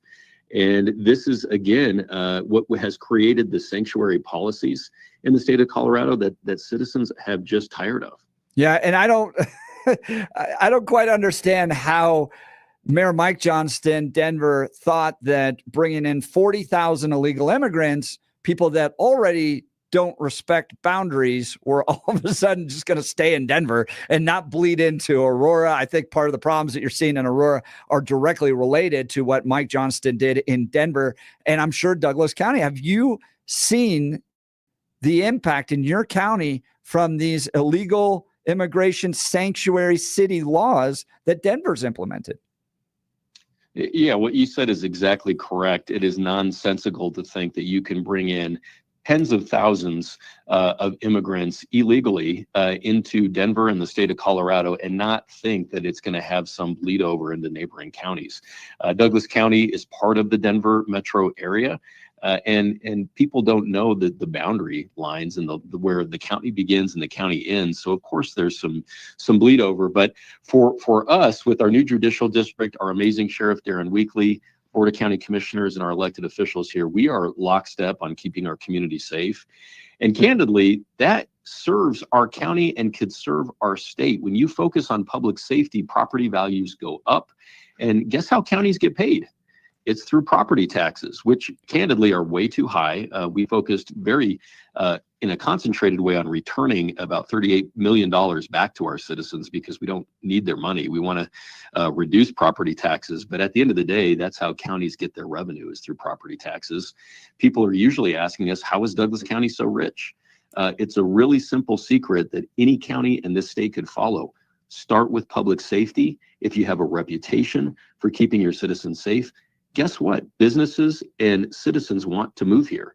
We just located a $20 billion aerospace company, Safran, right in Parker. It's in Douglas County, and the benefit to our community is going to be tremendous. But they have often said to us, look, we just want to be in a place that's safe. Talking with Abe Layden, Douglas County Commissioner. It's what I call the woman in the fur coat with pearls and diamond rings theory. I was specifically relating this to Denver, that Denver, half of Denver's revenue to the city comes through sales tax, which means if people don't visit your city, you don't get sales tax revenue, which means you can't fund your special projects. So if people don't feel safe, they won't come to your city. You as the mayor should prioritize number one, the safety of your city so that people want to come to it. So a woman in a fur coat with diamond rings and pearls can freely walk the city of Denver. When you do that, you get money from people visiting plays, watching the Denver Nuggets, visiting restaurants, which are closing, by the way, because nobody wants to go to them. You can't even fund all your progressive special projects without safety. To your point, Abe Layden, that's what makes Douglas County successful, is that it's a safe county. So I want to ask you now, the Denver judge dismissed this case. Where does it go now? What are the next steps? Well, and great point there. Every time I connect with Mike, I was born at Rose Medical. I'm a 5th generation Coloradan. I want to see Denver succeed. I want to see the state of Colorado succeed. And we can only do that through common sense policies. And I think as conservatives and as Republicans here in Douglas County, we try to just champion common sense that, just the most normal citizen in our community would immediately understand. Keep a community safe, you're going to have better sales tax revenue and better property tax. In terms of the procedure, we knew this was going to happen, so we are going to appeal. Hopefully it'll be taken up by a higher court that will understand that this policy of keeping law enforcement blinded is simply unconstitutional. So that will be the next step. We'll continue to champion this issue and fight it. But I want to be really clear. We are a county of compassion. We support legal immigration, legal. If it is legal and documented and you're going through the proper channels, we get it. Do that and do it the right way and pay taxes. Nobody's saying we are anti-legal immigration, but if you are coming here not through the proper channels, taking advantage of our hospital infrastructure, our law enforcement, our public services, and not paying taxes, that is significant to us. And it is not compassionate to bring 40,000 immigrants to our community, which is a cold weather climate, and not have a plan. And candidly, that's what happened earlier this last year. It was going to cost Denver about $155 million were the initial projections. I know they've come down from that a bit, but I don't know where that money's coming from. Mm-hmm. For us, we have functionally ended homelessness in Douglas County. We just announced we have zero panhandling, zero folks that are in no encampments. So we have a camping ban throughout the entire county and did an official count. No encampments anywhere in Douglas County. Had 6 unsheltered homeless. 6, not 60, not 600, 6. Denver's facing about 6,500, and it just continues to grow.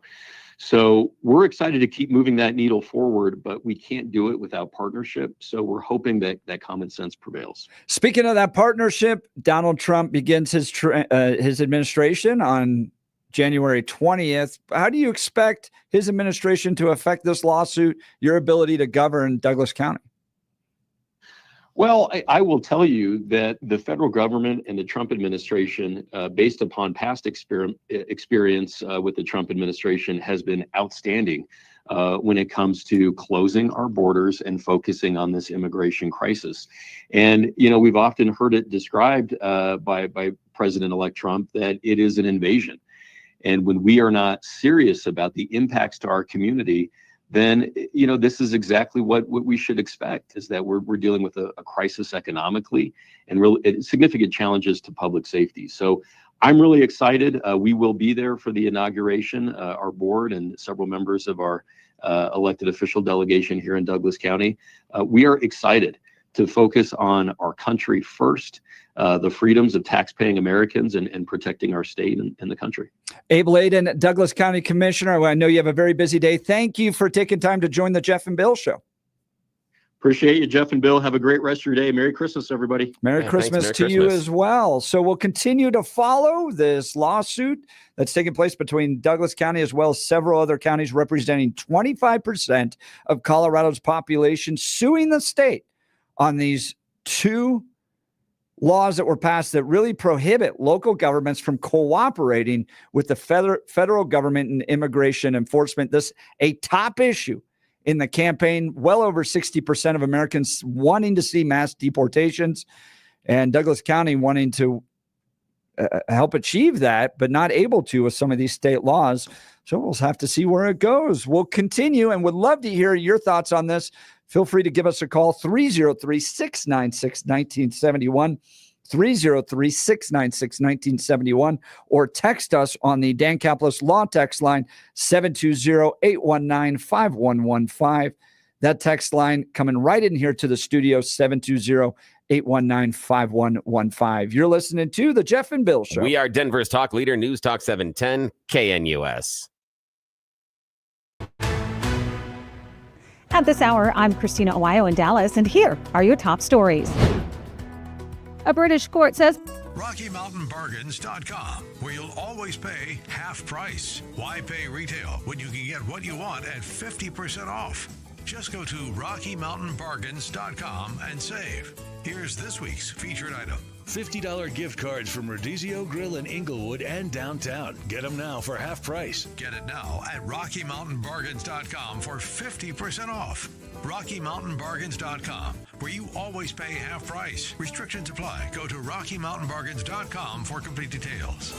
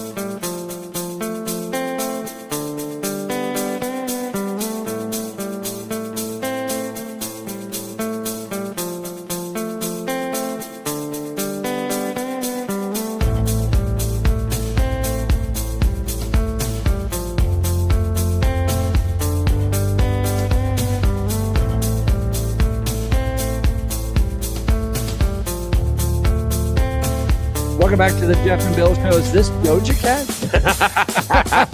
No, this is Justin Bieber. Shut up. Yeah, this is Biebs. That's a dude? Yeah, this is the Biebs. He's young. Yeah. I but thought it's this was, Bieber. I swore this was a girl singer. No, this is Justin Bieber. This is one of the very few Christmas songs that have stuck around from a pop star that is new. It's very hard to get these to. There's one from Kelly Clarkson we're going to play on Monday that has done a really good job as well. You've got Rob Thomas, Christmas in New York. It's hard. Everybody tries to break out with their own. Dan and Shay have a Christmas song, the original Christmas song. It's season. It sucks. It's awful. Dude, it's Mariah Carey's season. That it's weird that you say that because I have a Mariah Carey Justin Bieber duet. So it's so cool that you brought that up, my friend. I love you. You're the best.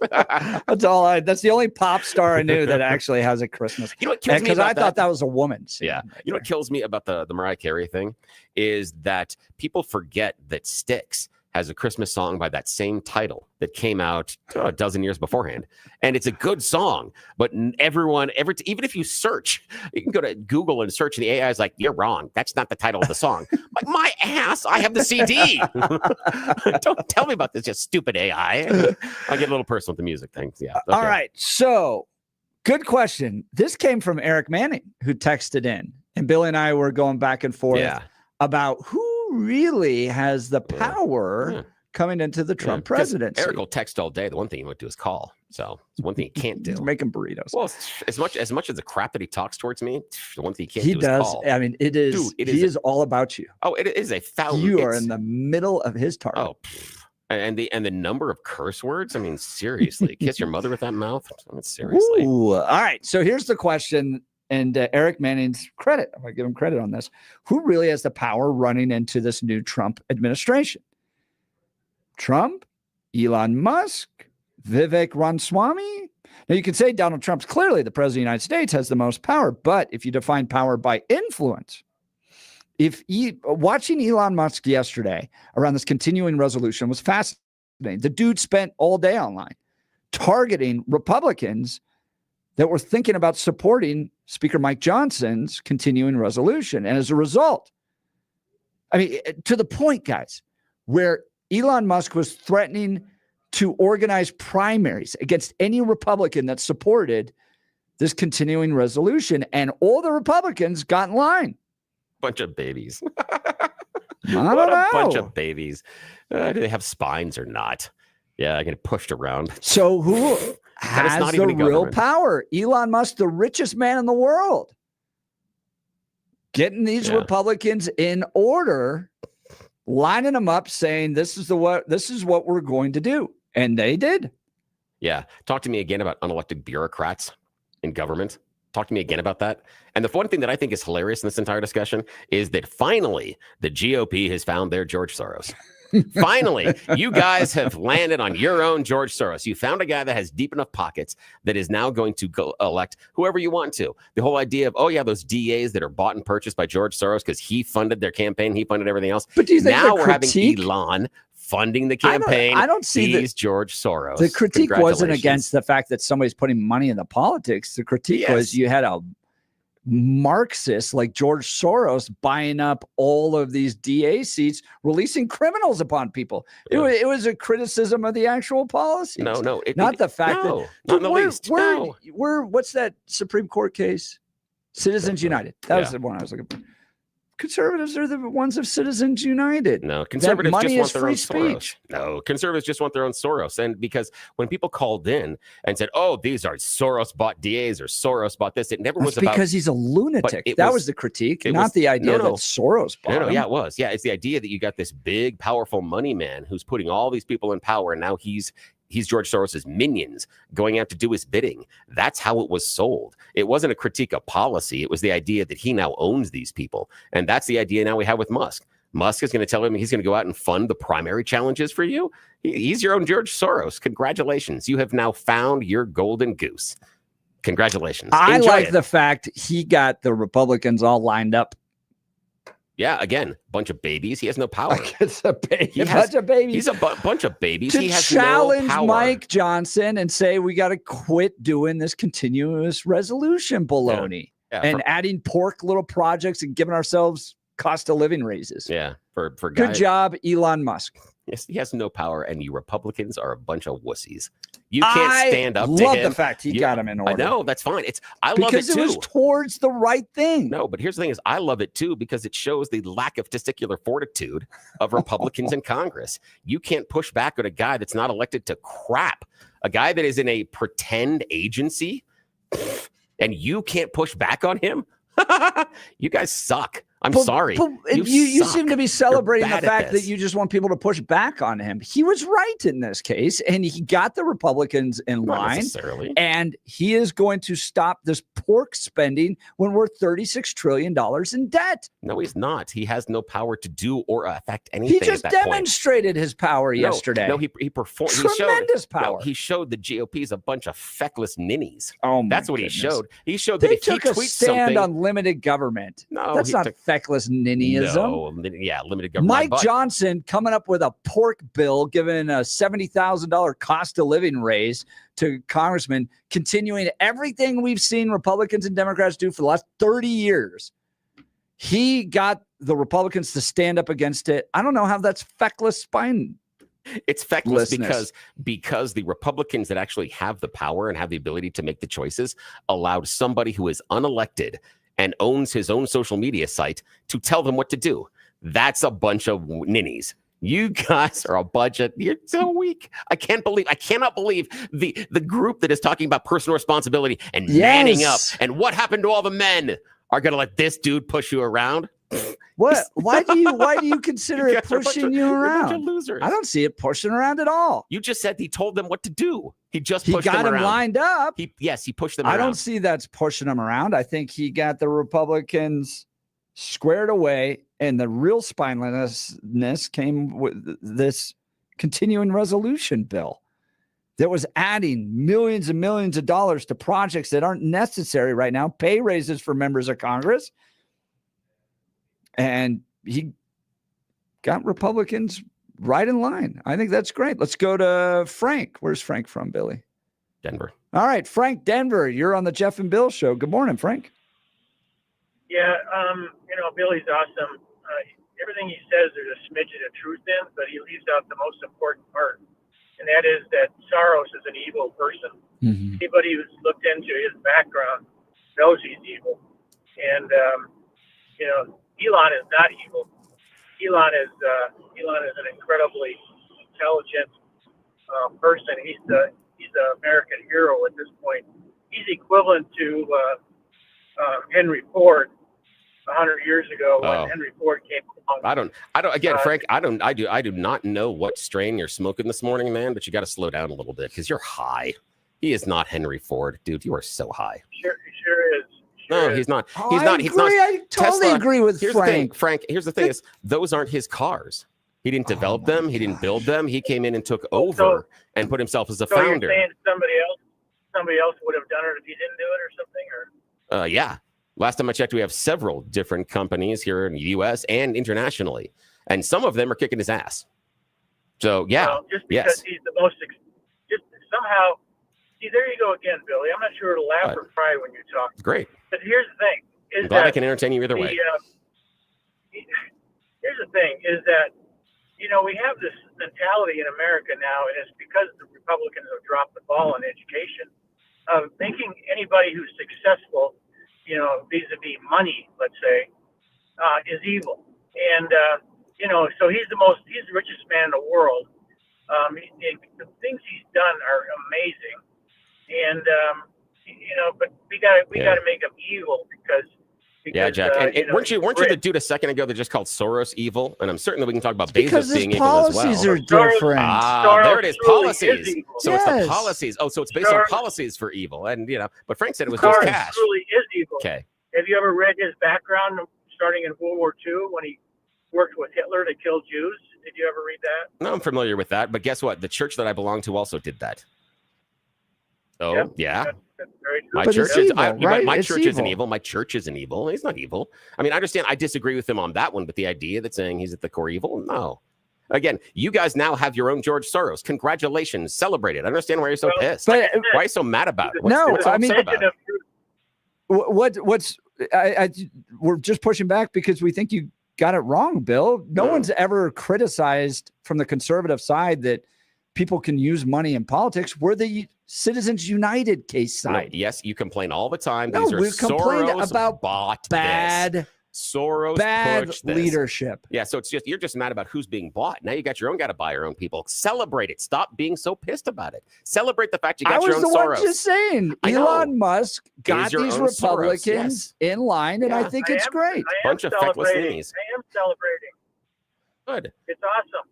Yes, it But, is. You know, the fact is that Soros is evil, and his policies are evil, and you know, killing babies is his thing. And there, I knew you were going to work that in there somewhere. Congratulations. There's your killing tagline. Jews was his thing as a young man, and it's just sad. Yeah, Frank, I appreciate the call. Here's Frank. Oh, Frank dropped. Yeah. So here's my question as we wrap up today. Someone texted, evil. Electric cars are evil. Again,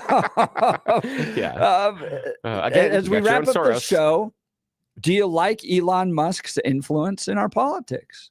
He flexed his muscles yesterday, and boy, oh boy, did Republicans get in line. Or, to Billy's point, that just shows Republicans are spineless. Yeah, what we need is more billionaires deciding how the government runs, right? That's going to work. Text us on the Dan Caplis Law text line 720-819-5115. If you missed any of the show, go to 710knus.com. You're listening to The Jeff and Bill Show. We are Denver's talk leader, News Talk 710 KNUS.